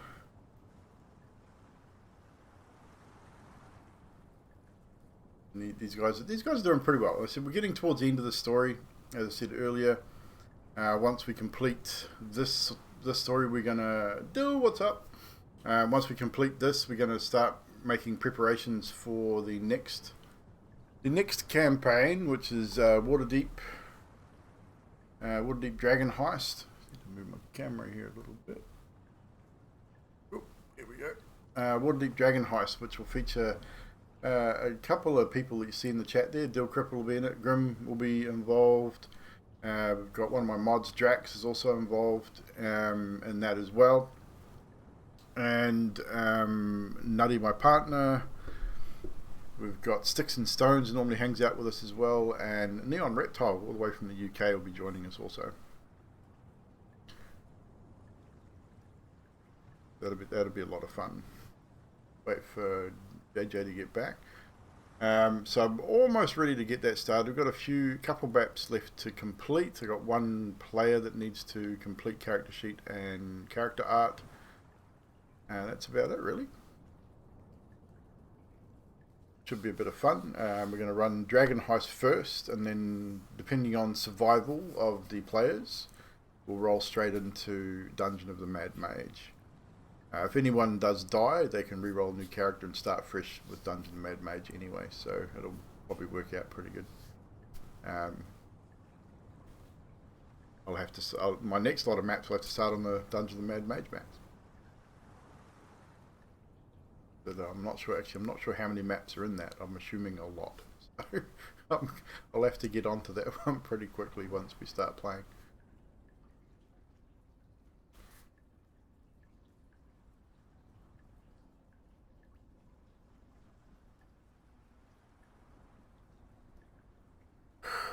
Ooh, Squeezy B. Oh, there he is. He's back.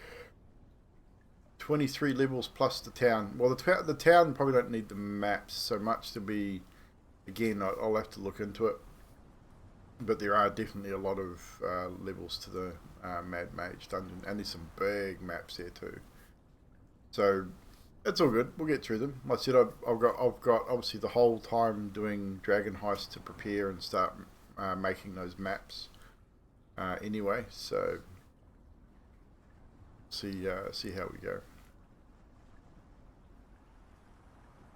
I mean, I was considering saying, hey, you know what, we're gonna drop most of the maps and go full Theatre of the Mind, but I really like Foundry and how it runs, so the battle maps are definitely a lot of fun.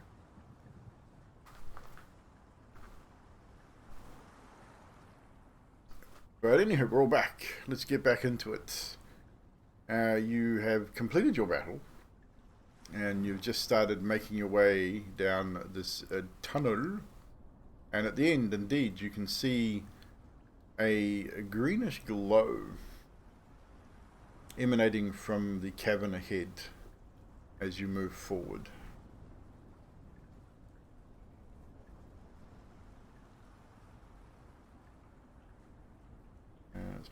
Let's bring up Madufa here so I can see exactly what's what. So we'll get you to move sort of right up to the start of this cavern and then sort of just hang out there for a second, and I'll do a bit of reading. So as you approach in certain parts of it, there's a thick coverage of a emerald, sort of dark emerald coloured fungus, mushroom type growth extending across the floor of this cabin. It's not covering the entirety of it, but there is a thin, like a real thin layer that permeates across the bulk of this cabin. I haven't put it all in because I didn't want to take all that time, and it'll be really, really green. So as you sort of look out, you can see a thin layer of this sort of mossy fungus laying across the rock in front of you, with thicker patches here and there, sort of emanating this green glow. In some of the areas here, you can see large puffballs, large green puffballs, about the size of a rugby ball. There as well. It's kind of weird as you walk through. It seems odd. There's a strange smell on the air, not like Youngblood's feet, but just there's almost like a swampy kind of smell permeating the air. That sort of musty, still like stagnant water type smell. Yet there's no water here.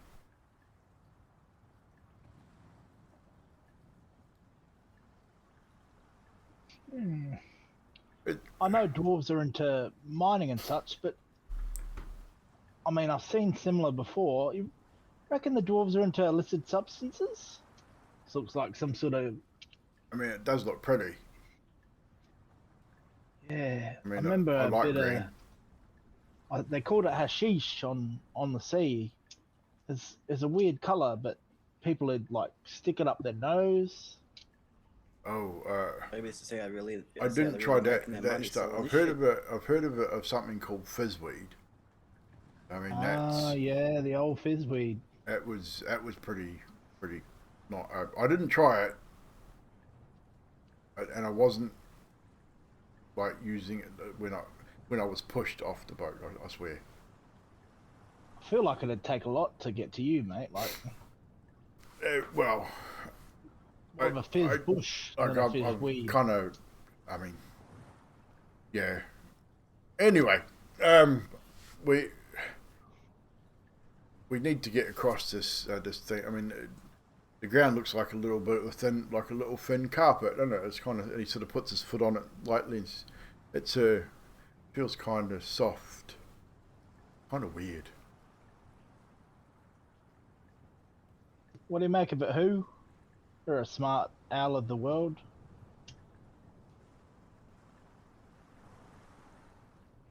Would I know what this stuff is? Being a cleric and Probably not. I mean, how do you think that who would have been out in the world very much, like out in nature?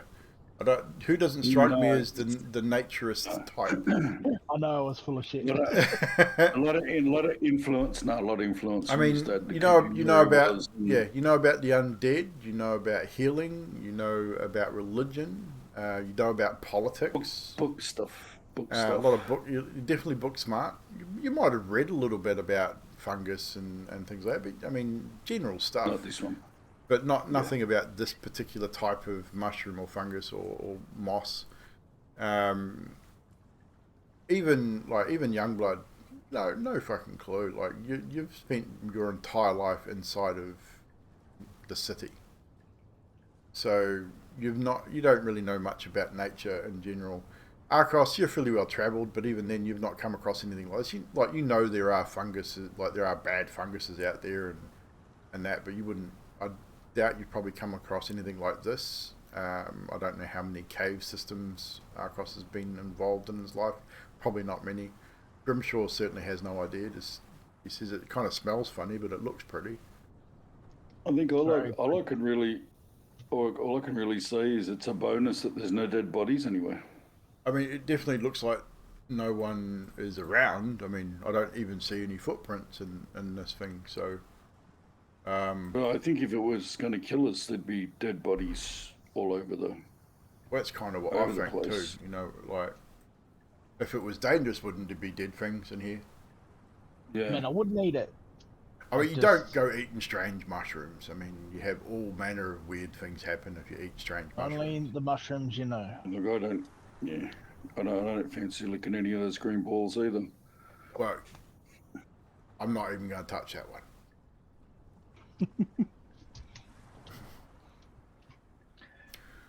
Gotcha, then. we have to get across here, so Right, so I'm going to start. all together then. Looking out. Yep, Yeah. all together now. So TV show that. you all start to make your way across the trying to avoid. I'm assuming. I mean, I'm assuming you're trying to avoid the larger clumps of these things, and obviously the big puffballs. You get about halfway, so you get to about there, and I'll get you to stop there. As you get sort of a little bit closer to some of these bigger puffballs, and as I said, that there's a thin layer of the stuff across the entire cabin. It's squishy under feet, and as you walk, you do notice in the light of the light spell that is probably getting nearing to its end. But as it's a cantrip, I'm assuming you're going to keep it lit. Who? Yeah. Yeah. Yep. So, well, that's if Arcos requires to keep it lit. If he doesn't want it there, I can take it off. I'll ask him. We can roleplay that out. The light, helps to see. yeah, I mean, it makes definitely makes it a lot easier to see. 100%. Saves, So keeps we'll your hands cast free. again. Saves the torch, that sort of stuff. You do notice in the light of the light spell, just the sort of dust that permeates from each footstep. Just sort of puffs up this little green sort of fine smoky type dust as it raises up, and it only gets to about knee height. Doesn't really seem to do anything. But as you get across the sort of this halfway point, I will get all of you firstly just to roll a dexterity check. This is just a straight check. Youngblood with a natural 1.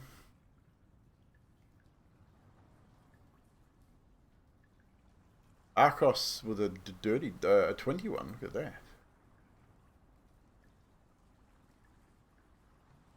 So Youngblood and whom? What happens next is entirely your fault. Just so you know. And I don't mean that in an accusatory way. As you sort of walk forward, as you walk forward, you're sort of looking around, and both Youngblood, specifically Youngblood, is, I'd say his eyes sort of caught by the green glow and the prettiness of this cabin. Because as you sort of look around as you walk in, even the top of the cabin has the growth of these things in the ceiling and around the stalactites. And it's giving, this whole cabin has this eerie sort of green glow to it. And Youngblood doesn't see the not so large puffball until he stands on it. And as he does so, you hear that faint sort of popping sound as this larger cloud of this stuff billows out from under his feet. Who, as you turn, as you hear the sound and see this sort of gas-like dust substance sort of permeating from under Youngblood, the back of your heel catches another one and tears open the side, and another puff of this green substance starts to rise from beneath all of you. I'm going to need you all to make a Constitution save.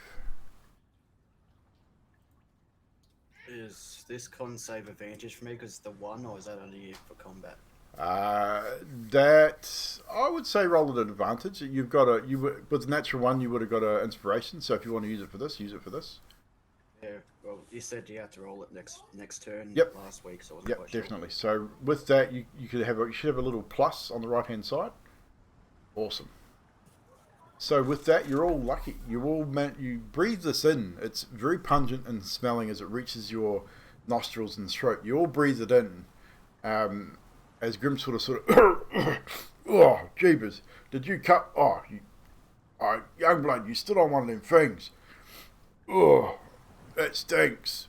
And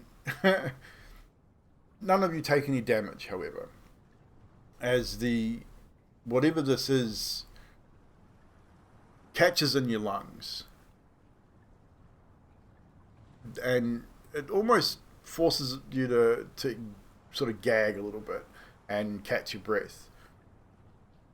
But you don't seem to take on any other ill effect. It's just a horrible smell. Almost like getting pollen stuck in your sinuses. Makes your eyes water a little bit. Definitely makes you cough and splutter. as you continue moving forward,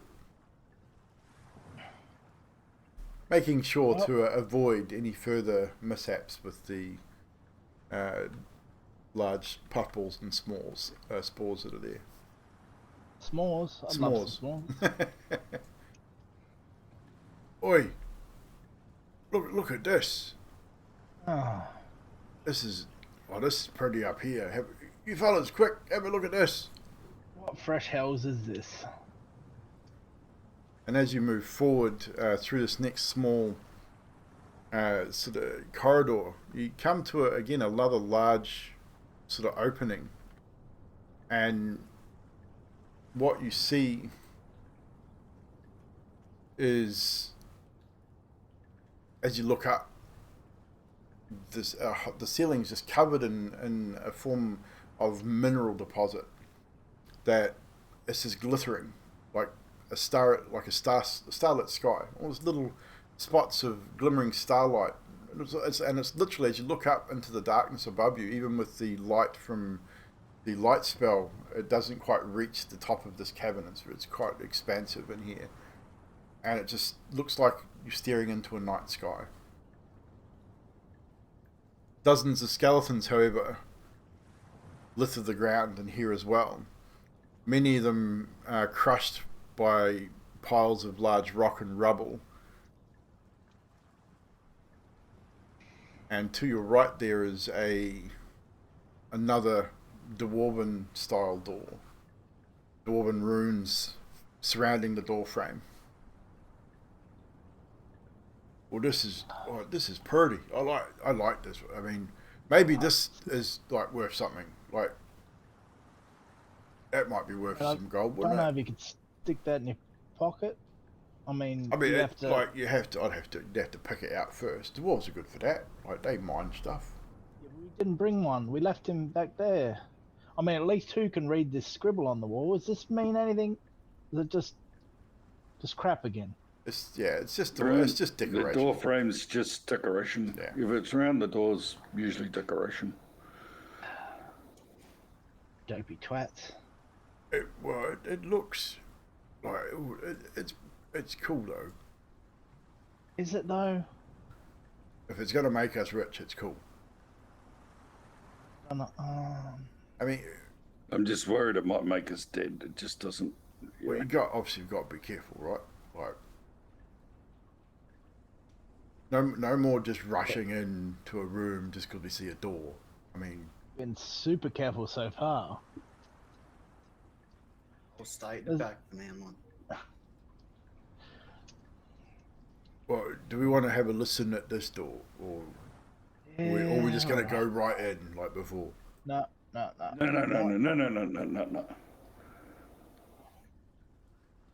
So, of course, I will get a perception roll through this time. Why not? Standing back on Perception. Perception. Mighty 9. The one thing you notice almost immediately, all of you, but more so you now, Arcos, that you're closer to it. This door has a bit of damage. You can see a couple of reasonably serious cracks towards where it's hinged to the frame, and you can see what can only be described as burn marks, sort of coming out like almost like soot, sort of protruding from the cracks, almost like it might have been set on fire, but stone doesn't burn, which is what strikes you as odd initially. But you can see, even now you're sort of taking notice that you look down at your feet at where the base of the door is, and you can see charring on the stone beneath your feet, sort of splaying out from the door as well, which is a little odd. And as you stand there and watch, even with a 9, it's pretty obvious that there is a strange glow that moves sort of past the door. Like, there's enough of a gap under the door that you can see like a greenish, arcane bluish glow for a moment, and then it disappears. But with that, you also very faintly swear you hear a voice or something. It's very faint and echoey from behind the door. Couldn't determine if it said anything. It was just a very weird sort of sound. Some sort of like mumbling, wailing, glowy thing on the other side of this door, fellas. I say as quietly as I can, and if they're too far away, they can't hear it.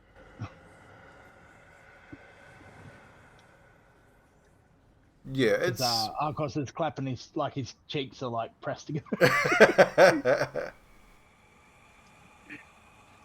I can imagine that. Just a little bunny with. Yeah, so Sounds like- you stand there for a bit and you hear the sound and you let them know. Grimshaw sort of says, "What do you mean? Like, is there someone in there? Like, is someone talking?" It sounds like talking, but it kind of doesn't. And it's glowing. Can you see, like, sort of point? Grimshaw gets right down on his belly, head sideways, trying to look under the door, and like it's like probably a quarter of an inch gap under the door. And he's looking there, and he goes, "Oh wait, hang on a minute." He says, "You're right. There's something moving in there. It is kind of glowy. Can't really see anything though. Like he can't get a clear vision, but he can see the light." Looks like something was trying to get in, like these scorch marks on the floor.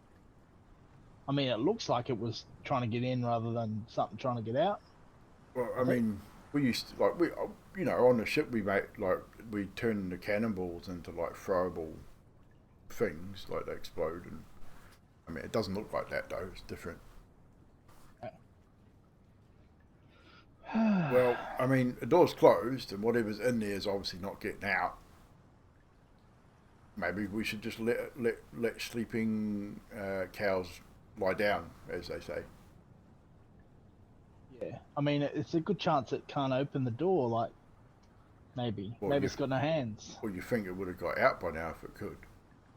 Whatever it is. Maybe. I mean, I will follow whatever you suggest. Then maybe the dwarf's in there, right?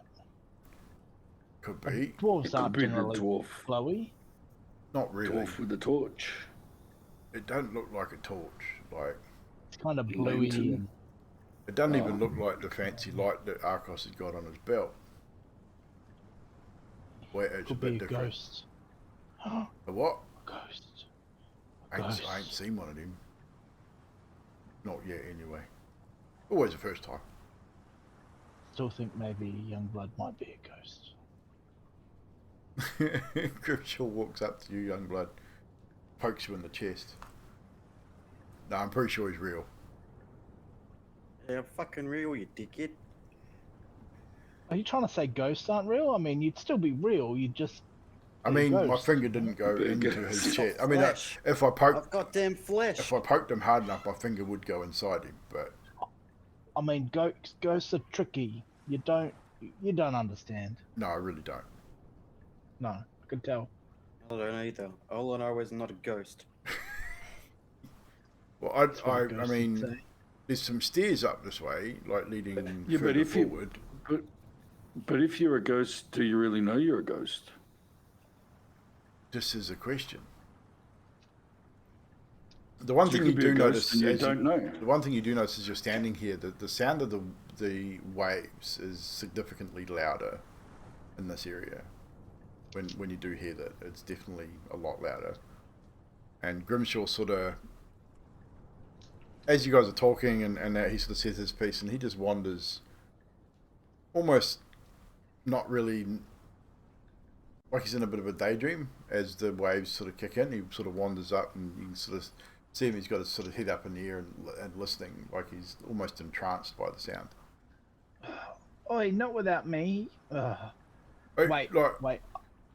Yeah, it sounds like Always it's felt getting. like you're right. It sounds like it's coming from this way. Like, even though it's like everywhere, it's definitely louder, right? It does, but wait, I've got to test. I mean, if there's a dwarf behind this door, like if I jingle some coins, that dwarf will come running every time. Coins, gems, like, Yeah, mate. I mean, that's I'll what. just grab my coins and start rattling them by the door. um, okay. I need to make a roll here. Roll for jingling of coins. I'll have to roll this one behind the scenes. Okay. So, you jingle your coins. You all now hear it's a lot louder than what it was before.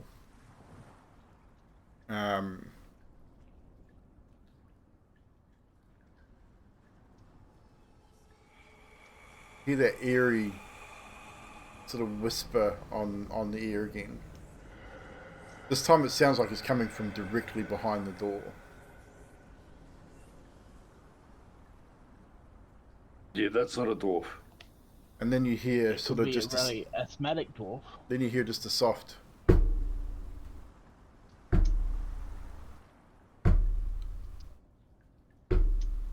on the other side of the door. It's got a good beat to it. Could be a sea shanty.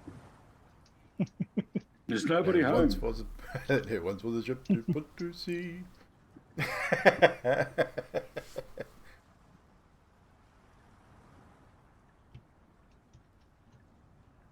And then it's again, it doesn't continue, but it's just four soft Well, sort it's of staying in. knocks. It's staying in the room.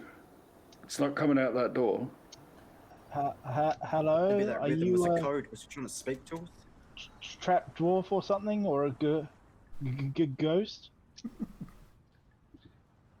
It's turned into Scooby-Doo in here.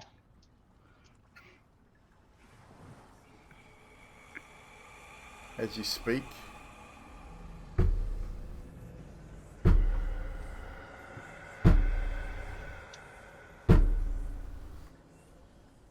the four knocks grow a little louder, a little bit more, with a little bit more intent behind it. I say we take the stairs. The fuck wants to get out. Yeah, I think we just leave that, whatever that is, we leave that there. And like, if we survive this place, we tell the dwarves about it and they can deal with it. Yeah. Okay. I mean, I'm not opposed to fighting again. I mean, I like fighting. I really do. But if we have too many more fights and we come across them black spider fellas... Something big. Yeah, well, if we find them fellas that you're after, Arcos, I mean, I'm assuming that there'll be a few of them, right? And they're going to be quite formidable opponents. Yeah. We're going to need all our strength and wits about us. And I mean, they're unlikely to be in here, like, knock on the other side of the door. Exactly. You know, and it's not like we're going to find anything friendly down here. I think It's a cave with dead things. Look, I think the big bonus is it hasn't opened the door and come out. So yeah, so it's not going to come out behind us and sneak up on us. I don't think it can get out. Like, maybe it's trapped in there by magic. As he sort of waves his hand, like. So I think we can come back and deal with that later as part of this deal we've got clearing all this out. I mean, I don't know about you lot, but I'm getting a little tired. We should probably think about having some form of, like, a little bit of a rest sometime soon. I've got to recover some of my energy for using these spells. I mean, we Short could. rest might be right. I mean, if we could take just a small break, just to recover some of, like deal with some of these wounds and stuff. Yeah, And maybe then- there's a place up the stairs we could. Yeah, or something a little bit Get a bit more less open. Yeah. Something we can see what's coming. We could always go over there. I mean, yeah, but It looks like it's open up there too. Right, up stairs. Stairmaster. Well, this what's up here? And as you go up the stairs, again, you see more man-made tile style structure. Another sort of, as you move forward up in this area here, you can see, when it lets me do the thing, up in this area you can see that a corridor sort of moves off to the left as you move forward, and it seems to move around the opposite side of this dwarven made structure once again. I mean, this place here seems alright. Don't want to go too far up that way. We don't know what's there. And the sound of the waves, again, louder as you move up into the space.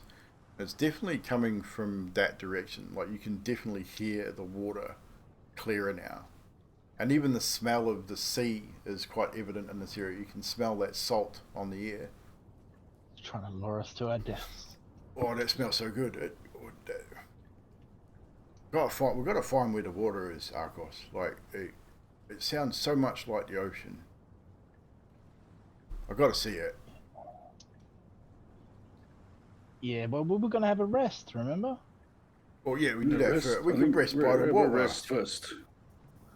We can find the water and rest there. Yeah, but there could be stuff in the water. Oh shit! Like sharks and mermaids. and uncoordinated minotaurs. It could be. Look, I can swim. It's staying on the boat that I have trouble with, especially when you're pushed, right? And I reiterate, I was pushed. I didn't fall. I mean, it was graceful, as a minotaur can be. I'm with Arcos. I'm with here. Arcos. We have a rest here. I think we're fairly safe. I mean, we should probably. I mean, I'll keep watch for a bit if you guys want to have a little sit down, and we can swap around while we all have a little bit of rest. Yeah. Yeah, I mean, they're either coming around the corner or they're coming up the stairs, but we see them coming up the stairs off this ledge. Right. I mean, I don't really need a rest. I'm good to go. I mean, I just need a little bit, like, just to, like, I just got to bandage this, and he sort of shows he's actually got quite a large gash on his bicep from the skeleton fight. A lot bigger than what he let on, even because as he was raging, he didn't really care. But it is a sizable wound. Yeah, well, rest feel you. too bad. Bugs could go first, and I could go second. I mean, They're the most healthiest. I haven't even been hit by anything. Well, I Pretty mean, healthy from that potion. I definitely got a rest if I'm going to get my spells back to get the energy back. you won't get anything back on a short rest, as far as spells are concerned. That's what sucks. It's a long Well, rest. that sucks. Yeah, it's long. Although you That have sucks. that thing you got from Gundren. Yes, you do have the Yeah, potion of I may arcane have to recovery. use that. Yeah, I may only have to use only that. 8 hours will help you get your spells back. It's a bit rough. I know. Yeah, so yeah, Okay. it is a bit rough. I thought it was tier 1 that you got back, so that's a misunderstanding on No, my no, part. it can be. So the way it works is you roll a d4, and it's a d4 plus 2. So the way it works when you roll a d4 plus 2 is if you rolled, say you got maximum, say you rolled 6, you can take 6 level 1 spell slots, or 3 level 2s, or 2 level 3s. So it costs you 2 points of whatever you roll for the higher spell slot. So it's basically a point per spell slot. So level 1 it costs you 1 point, level 2 costs you 2, and level 3 costs you 3. So whatever you roll will determine what spell slots you can recover with it. You also have to make the con save to go with it. Okay, because that's all I'm worried about is spells. If we come up against anything, we're going to need those. So do you wish to use the Potion of Arcane Recovery during the short rest? Yeah. So I'll Yeah. get you to firstly roll a d4, and we'll add 2 to it. This will tell you how many spell slots you can recover. D4. So you can recover 4 level 1 spell slots or 2 level 2s. You haven't Or used level any 1 level because 2s. I haven't used level 2. So you can Yeah. recover all of your level 1 spell slots with that potion, which I can Yes, please. do for you. Easy enough. Thank you, sir. I will also need you. So that's your spell slots. They should be back. I'm also going to get you to make that for me. As you drink it, and it's as you down the potion, it's got a really bitter taste to it. And as you swallow it, it burns the back of your throat, not unlike a really strong alcohol. And it makes you cough as you do so. Unfortunately, you have not passed the check, and you are now poisoned by this potion. You've recovered your spell slots. That'll be right. But you are, unfortunately, where are we? I can do this thing here in a second.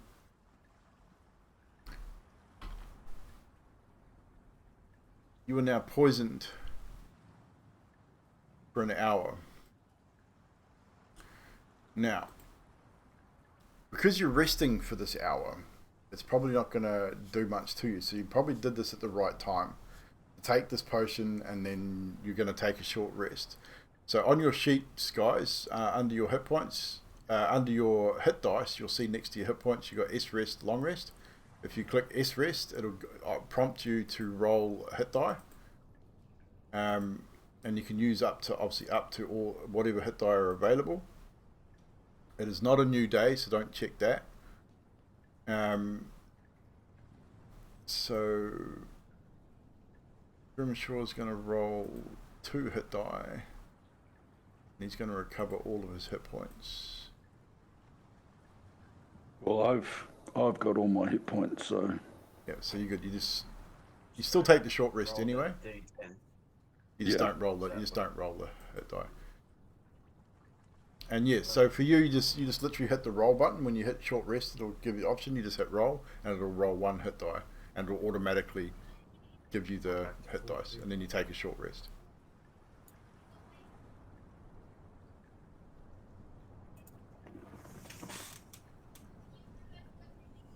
So over the course of the next hour, you guys sit, you watch and wait, you listen. You don't hear anything, you just hear the sound of the waves, which are quite loud at this point from where you are, a lot louder than they have been. So even if you were listening for something specific, you were probably less likely to hear it over the sound of the waves, the sound of the water crashing against the cliffs or rocks or whatever they are doing here. Who looks a little green around the gills for this hour? He looks a little weird, but after the hour, you definitely feel a hell of a lot better. So I will remove that potion from your inventory as well. thank you, sir. Having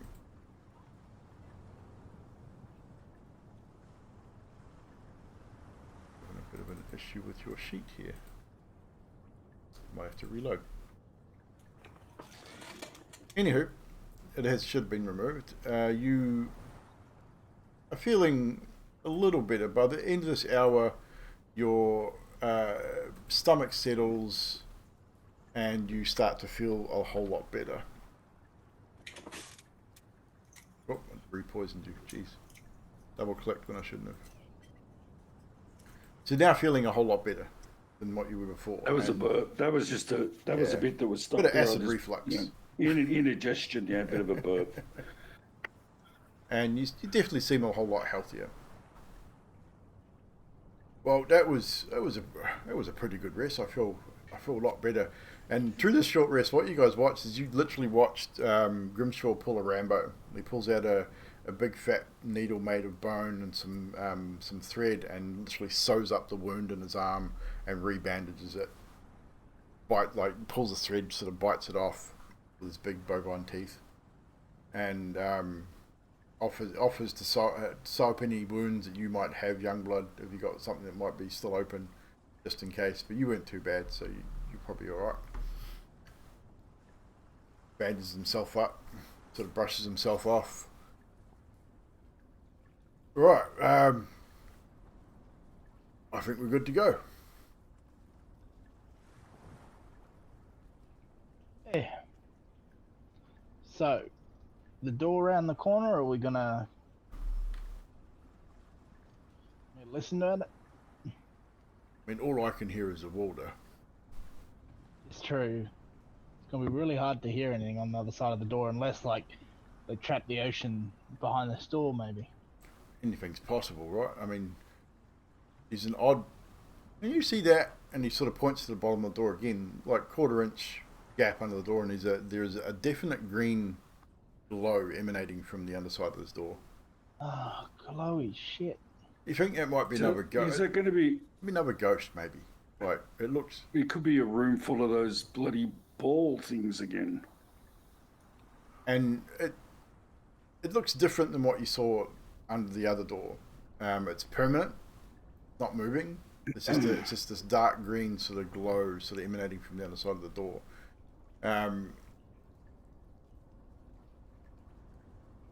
It's weird, to say the least.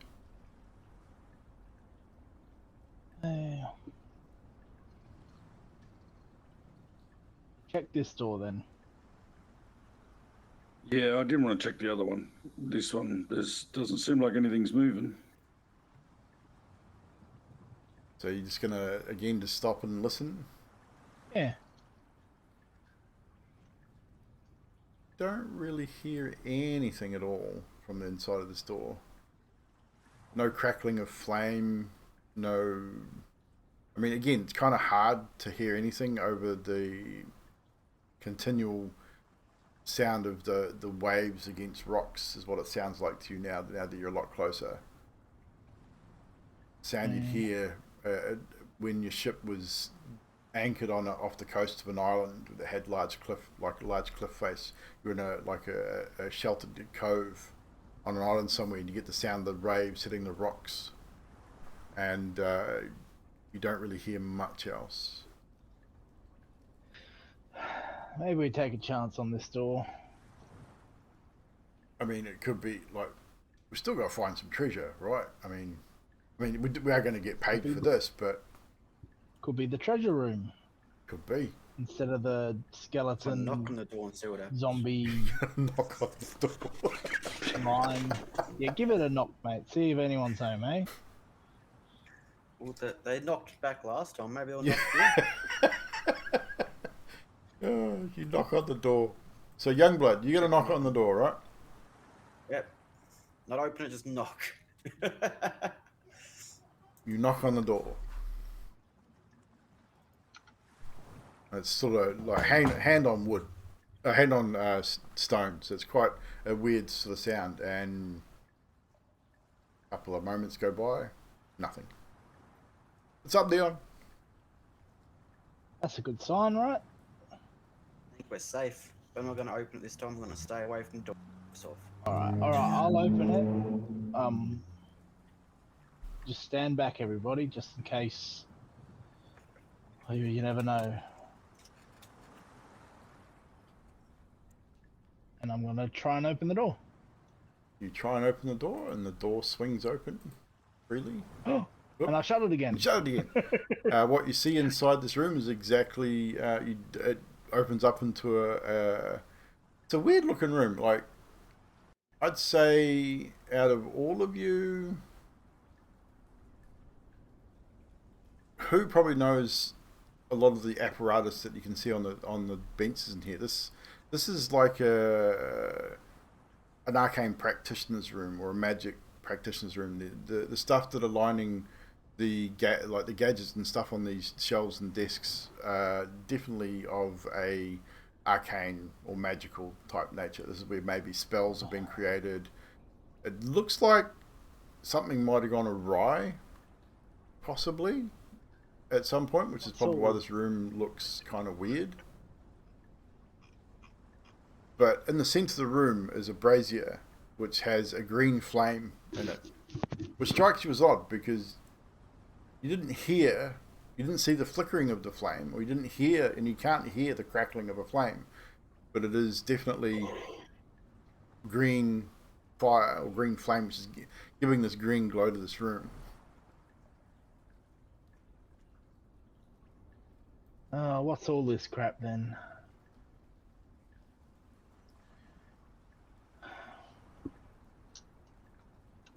I'm not sure. Maybe he will know. He does all the magic stuff. So I'm gonna, cause yeah, another time, like it's something that's piqued my interest because I kind of know what's going on, and now I'm gonna walk through the door. You can see that there's damage around some of these bits and pieces. Like there's been something went horribly wrong in this room at some point, which has caused a bit of damage to the room. Grimshaw himself sort of says to you, "Oh, this someone made a mess," and he follows him behind you. Yeah, someone's cast something or done something in here that wasn't right. It's stuffed some stuff. It's wrecked the room. Wrecked 'em. Damn near killed him. And as you sort of move around the room, you're looking around. Who? You hear a voice. I hear the voice. Hello.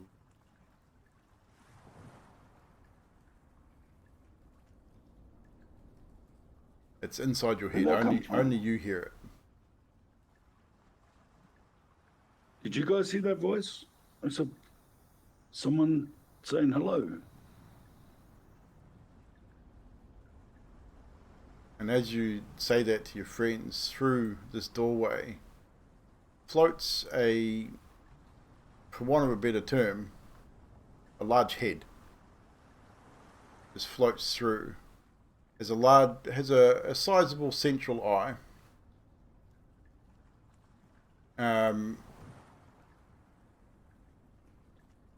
And we'll show you what you see. You can't see its teeth, so don't. Yeah, it's looking non-aggressive. It's got these stalks that have little eyes in them as well, as it sort of floats in and turns to you, and again, hello, and just to you, who in your head. I'll say hello back. I'll say hello back. What are you doing in here? I'm protecting this place. It doesn't look like there's much to protect here now with the damage.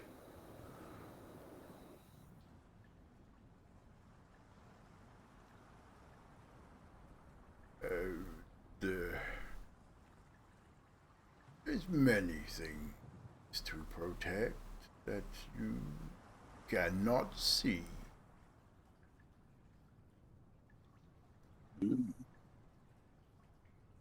Why? Why are you here? We're here on an adventure. And a bit of a mission to clean out some nasty things that are down here. Like the wraith that tries to steal magic from here. A wraith. So you guys can see this creature, and you can see who are you? Are you talking out loud, or are you pushing back with your mind? Because you're only hearing this conversation in your head, so none of you guys are hearing this. Yeah, I'm just like talking like I'm. Okay, so you guys are getting half this conversation, so they can hear what I'm saying. So you're getting one side of this conversation. Grimshaw's is probably looking at you with a raised eyebrow, tilted head sideways, with a confused look on his face. And this creature says, yes, what is left of the wizard. They're still trying to steal magic. And this thing sort of turns towards the rest of you now as its eye stalks sort of looking at all of you. It's centralised on you, Who, but the rest of the eyes are sort of looking at the rest of you guys. Who? I'm assuming you're talking to that thing. Has it maybe seen the dwarf? Like, remember we're looking for a dwarf too. I mean, it looks like it might eat a dwarf. And one of its eyes snaps to you the moment you say to dwarf. And out loud now you can all hear. Dwarf. Do you mean them harm?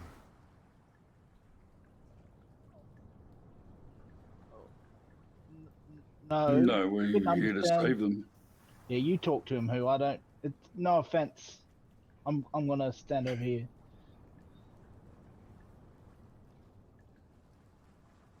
Who Sorry, Akos. do you work for? What is your purpose? Yeah.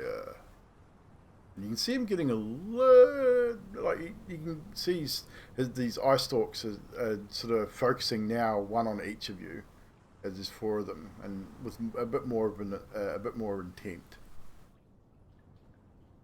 We're here to save one dwarf that's been taken by a bunch of creatures or whatever down here, and get him back home and clear those creatures out of the mine.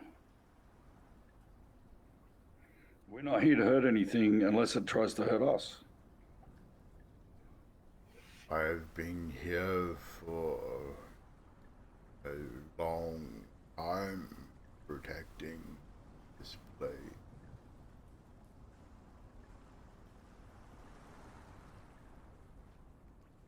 Wizards, dwarven miners come and go, but I had not.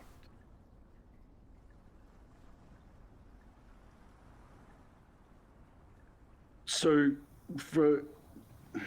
if they're coming and going, unless they're coming to take what you're protecting, you're okay with that? I am here to protect the mine and the magic within, and those that work here. Okay. I'm bound by a contract. That's at the top of our list, is to protect the mine as well. That's within our best interest to do that. Are you So, my new employer? It sort of sways backwards and this all- forwards. if this all turns out well, it's quite possible. So you are not the owner of Gavin. No, he's actually outside waiting for us to bring his brother to him. Roll a persuasion check with advantage, because he's a little suspicious of you, like the 4 of you just being here. So I will let's get this here. Excuse me. Persuasion. Roll that with Are you gonna put it up? advantage. Yep. Roll that with advantage for me. They hit the little plus on there.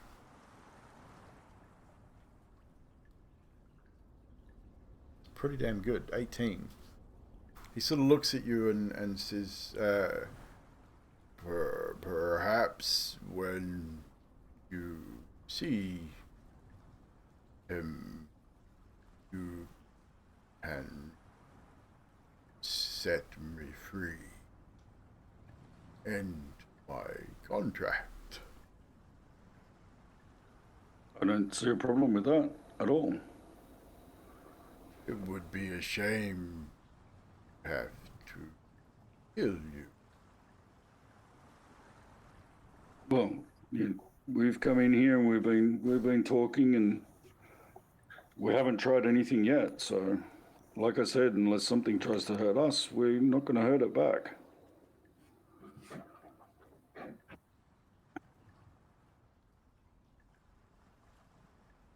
So the other guys can hear that now. What we were just talking about. Just so he's I'm been aware. speaking out Okay. loud since he spoke to Arcos.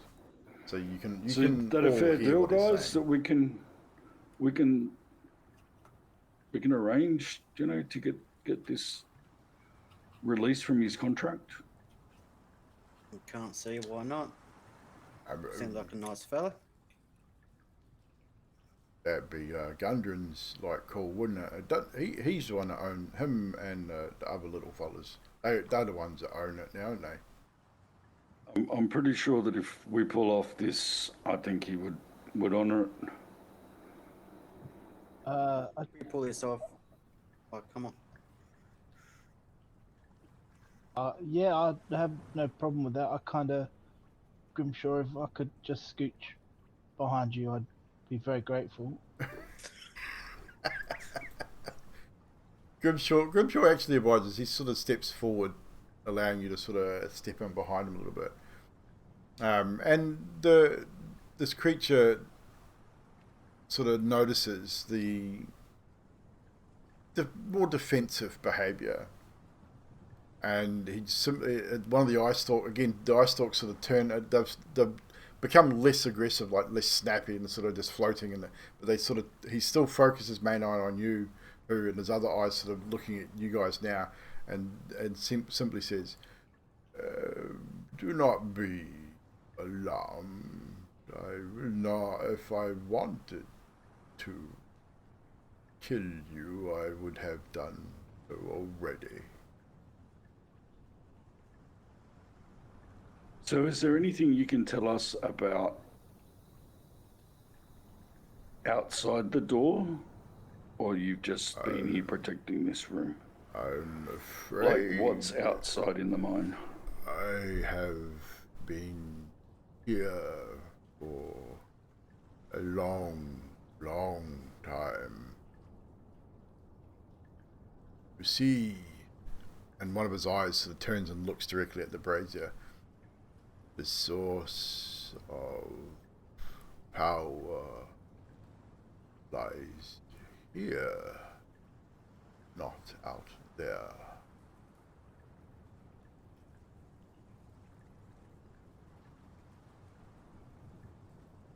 Okay, well, we'll take that to Gundren and we'll speak to him about the contract that has been struck with you, and to see if we can get that lifted to release you. Has anybody else tried to come in here recently? Last couple of days? Time passes. I'm not sure of day or night, but that door has not opened a long time.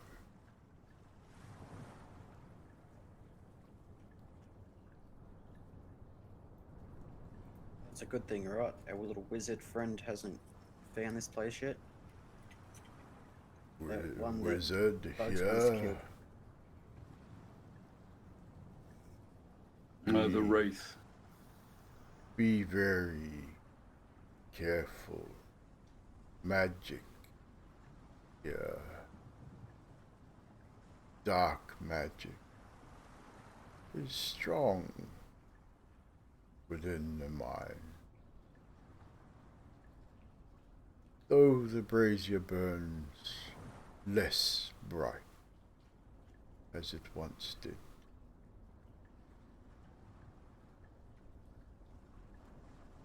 Okay, well, thank you for the warning of that, and I think we might continue on so that we can get further and closer to talking about the contract with Gundren for you.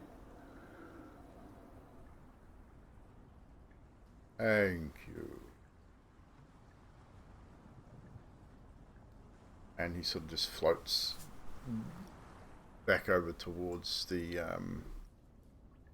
one of the benches here, and sort of again turns towards you.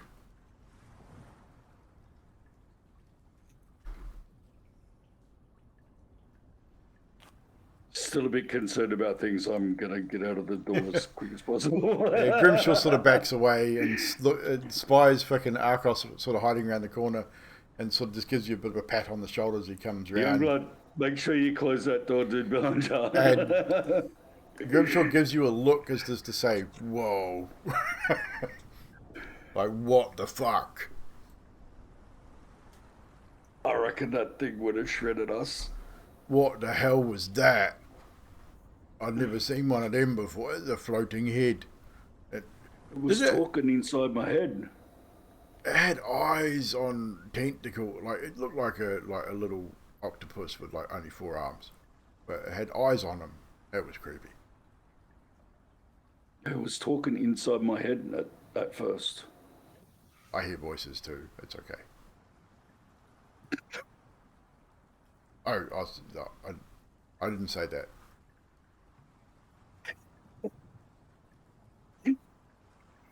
Didn't say what? I mean, it was talking about like dark magic. Like what? I don't know what. I don't know much about magic. What's dark All magic? magic. Gundren No good. warned us about dark magic, and the wizard was trying to take it. That's why he was down here as well. Something about a wraith.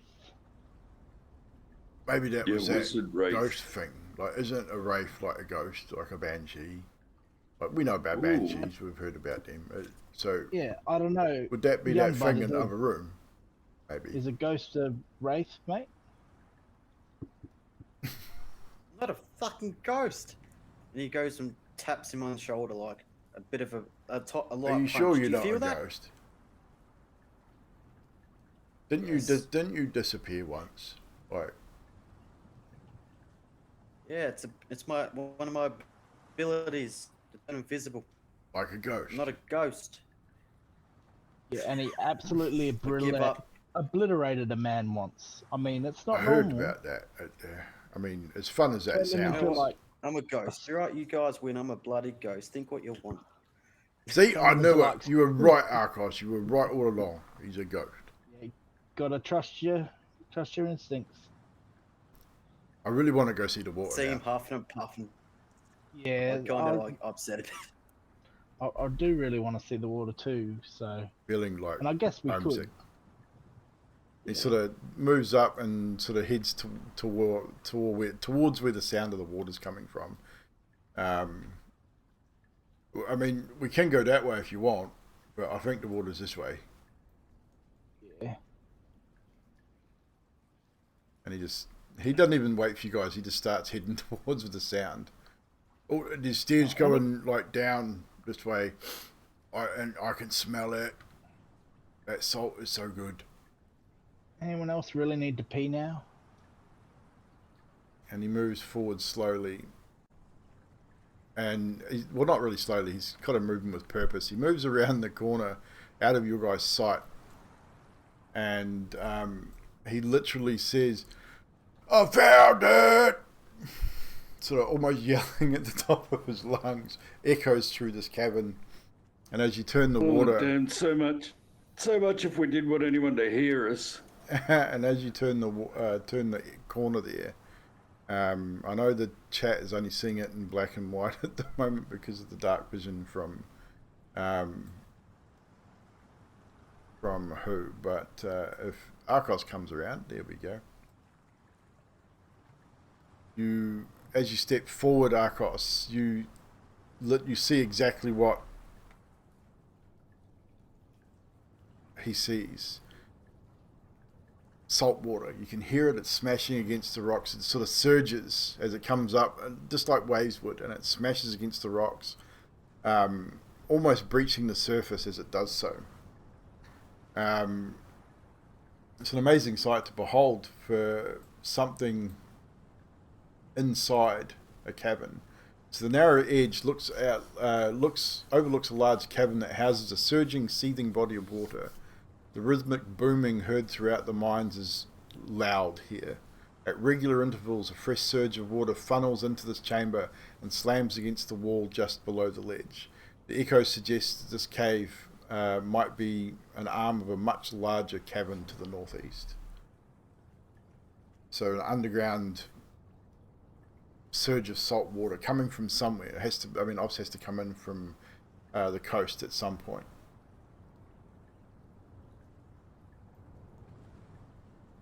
So what you're noticing here as you're standing here is every time the water surges forward, it gets higher on this ledge by about 10 feet.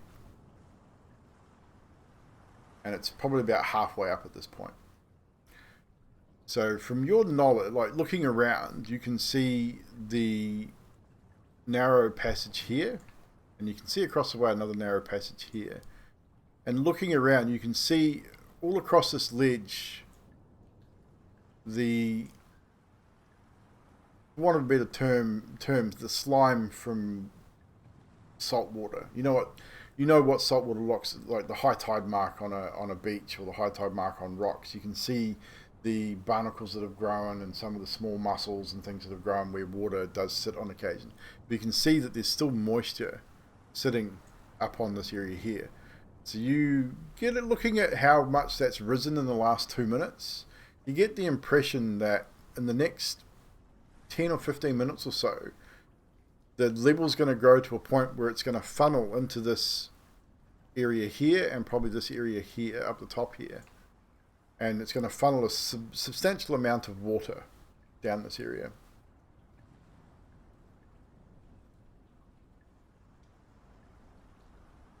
And it looks like it hasn't done it for a while. And then as you sit and watch, the water returns to its natural level of 20 feet. So something's not quite right. It looks like it hasn't surged over this for probably a while. I mean, it's not sure how long. There's still moisture here, but you're not sure how long.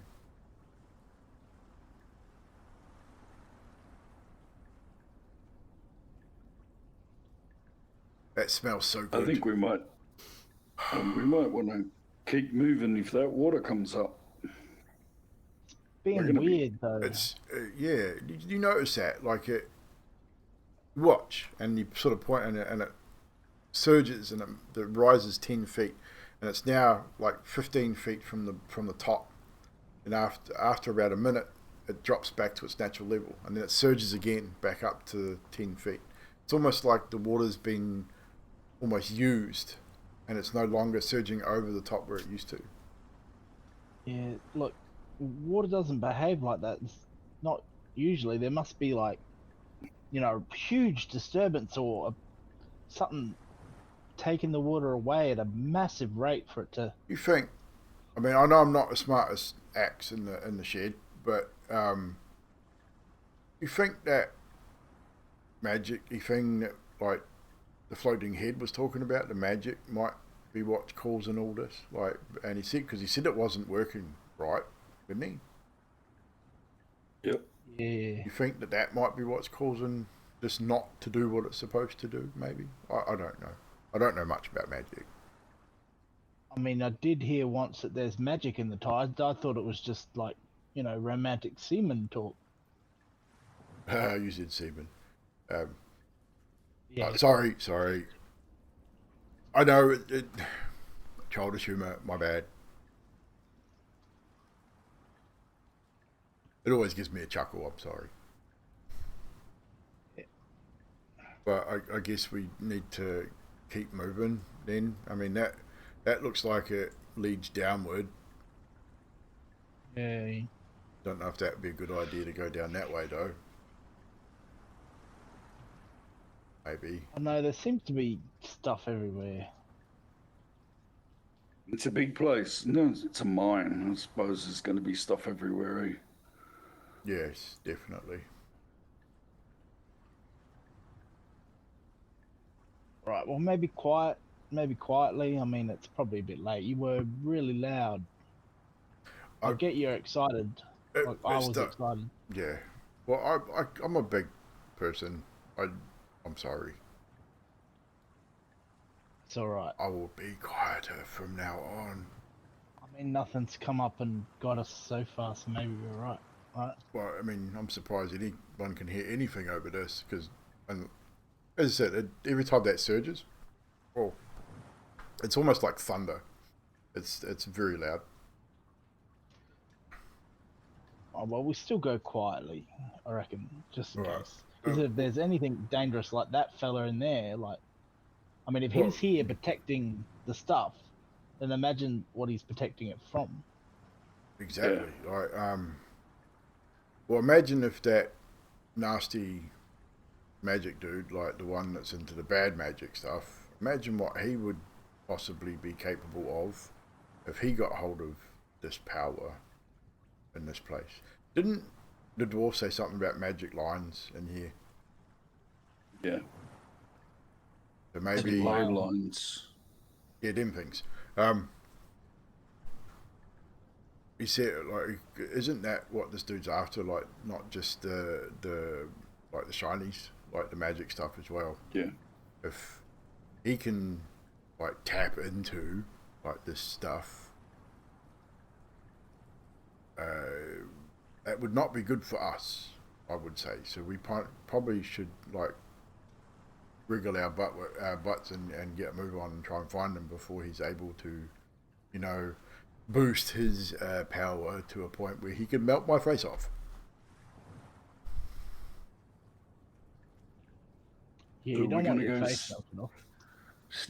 Sneaky down the first passage. Yeah, look, let's go light on foot. Alright, so we will grab our final roll of the evening before we call it, ladies and germs.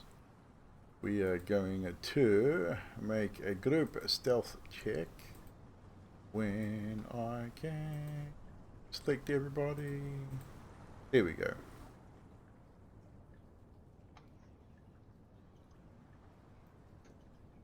"13 from Youngblood, 4 from Grimshaw." Grimshaw's not having a good day. Group's pretty good.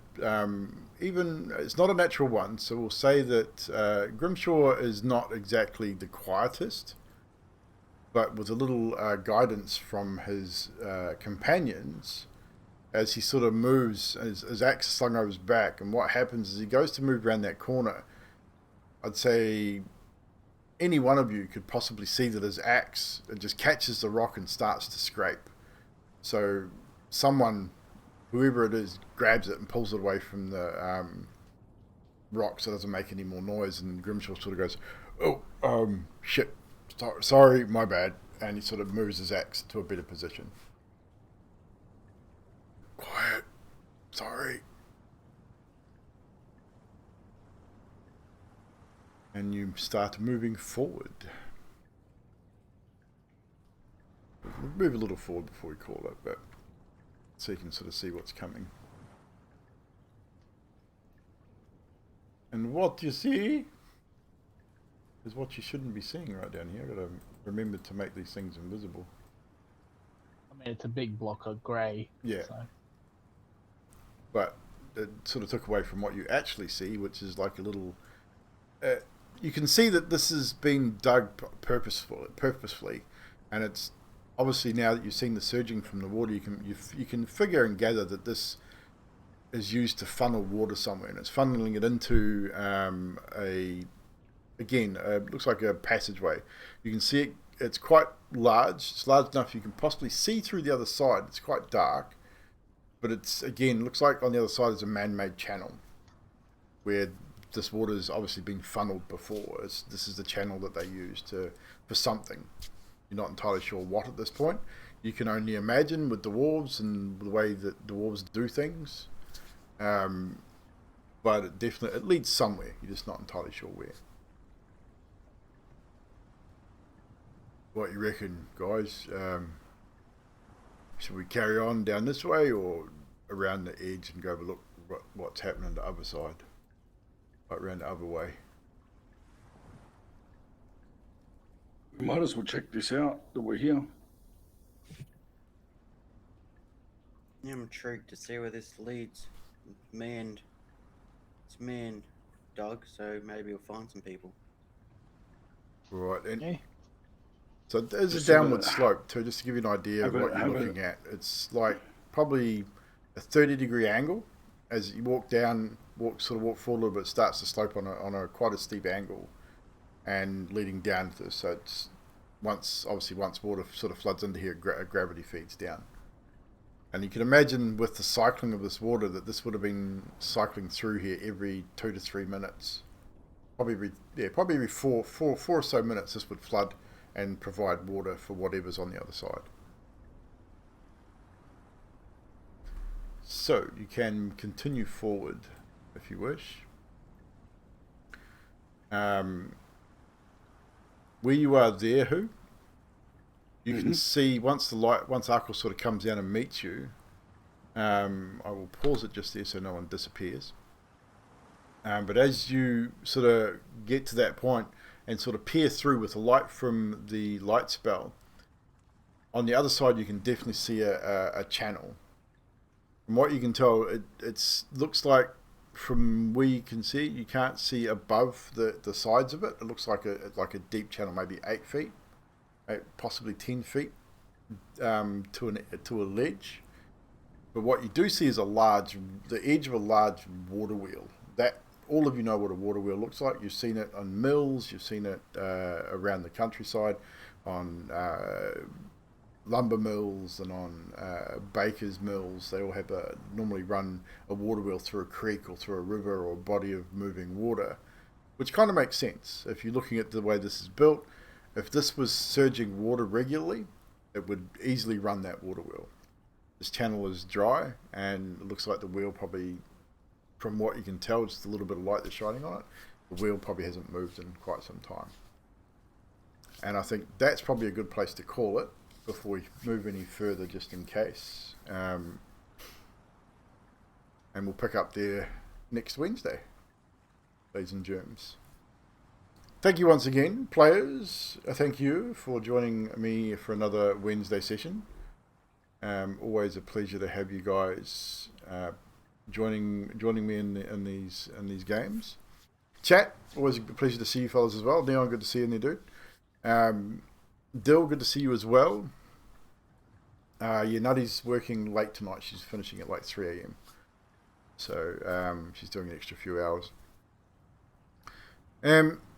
So, like I said, I'm away this Monday. So there's going to be no map making Monday this coming week, because I'm away. I'm at my son's wedding. My son's getting married on Monday, so we'll be away Sunday, Monday, come back Tuesday. So we might pick up and do map making on Tuesday night, see how I feel when we get back. So yeah, Leon, he is, he's been with his partner now for a while. They've got 2 kids, Xavier's 3 and Zephyr is about 8 or 9 months old. So they've got 2 grandies as well.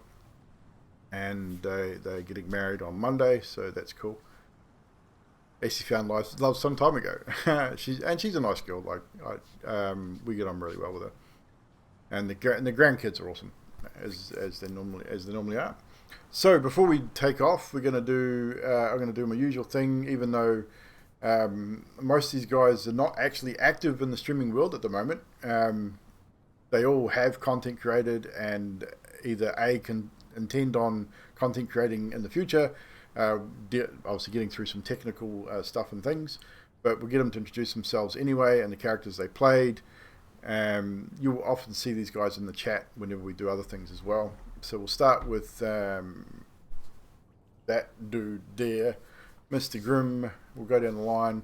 Grim, you want to just introduce yourself once again and who you played, even a little bit about Arcos, for those that may be new to the stream as well. Look, I'm not going to talk about streaming because I just don't know. So yeah, maybe I'll put your link up anyway. But I play Arcos Pup, the Heron rogue. He joined the rest of these guys sort of as a way of avenging or revenge on his old crew. The only life he really ever known. And and his lead was the Black Spider. So he's come all the way to Phandelver to sort that out, sort of make peace with it, shall we say? It's a bit of a revenge trip. Yeah. But that is our Herringon Arcos Puck, the little sailor dude, which is why he's sort of befriended Grimshaw is another pirate as well. So he's another sailor. Sort of found each other in Phandelver through circumstance with the group, and mainly because we dropped a character. So Trashman had a character with us as well, but through IRL stuff, Trashy had to leave us. So I created Grimshaw just to help these guys out a little bit because the campaign is really designed for 4 players. Era, we'll get to you next, Mr. Ericode. I'm going to introduce yourself and your character again for the chat, please. Definitely, even though I'm a healer, I'm not the doctor. Definitely not Doctor Who. Yeah, just out having adventures to show his father that he can do stuff rather than be under the thumb at home all the time, that he is responsible.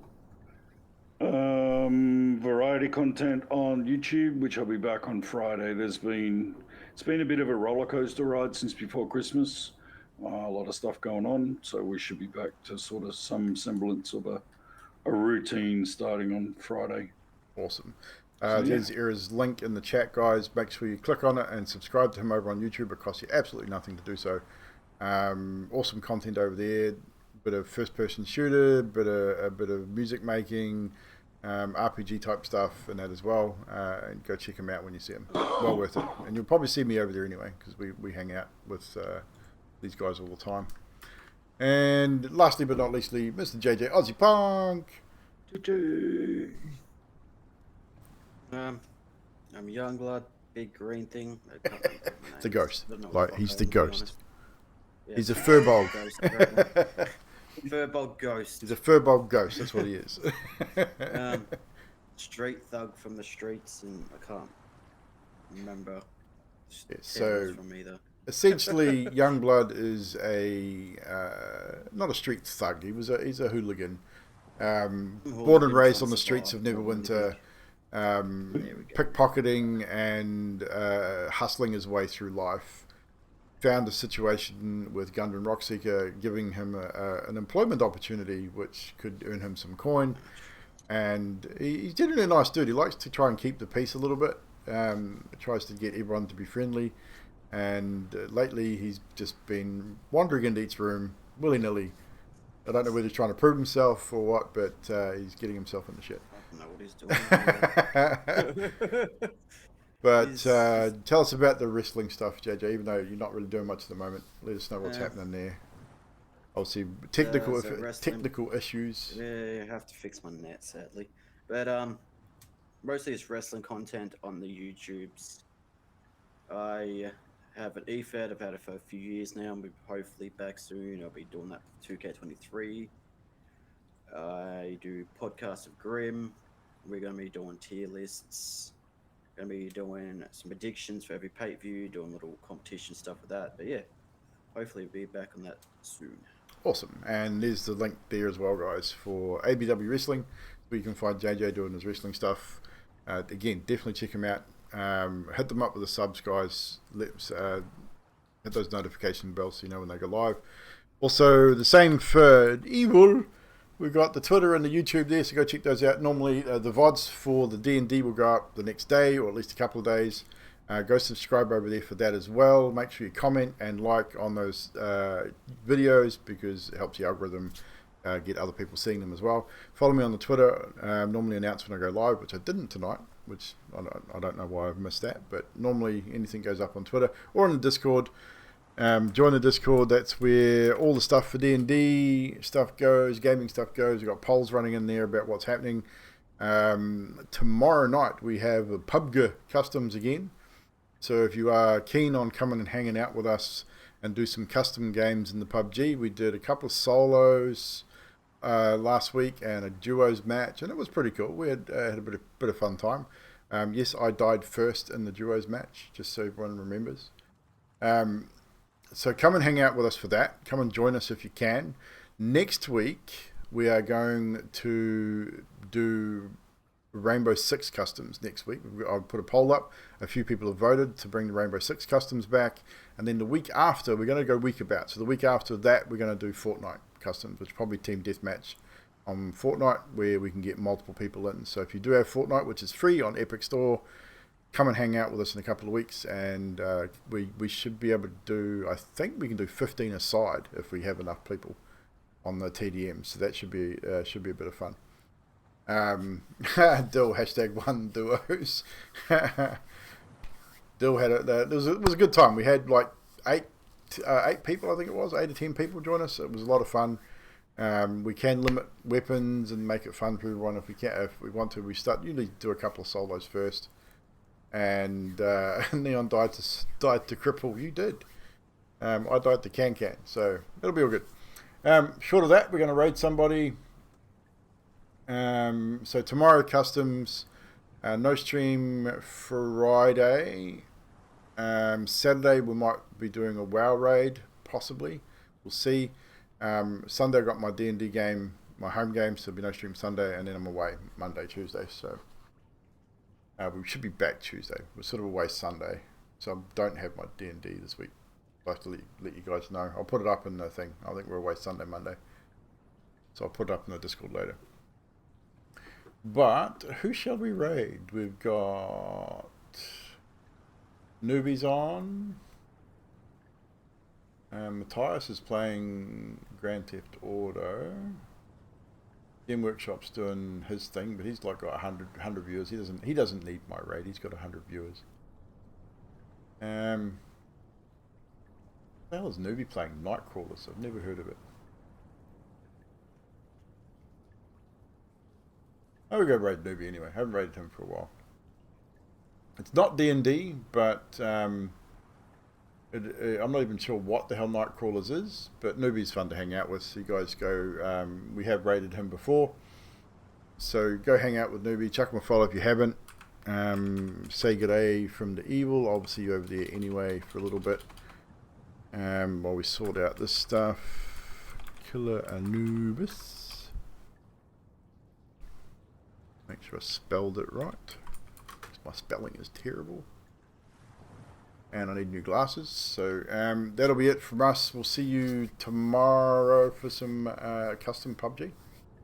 Cheers, guys. Thank you so much. Bye-bye.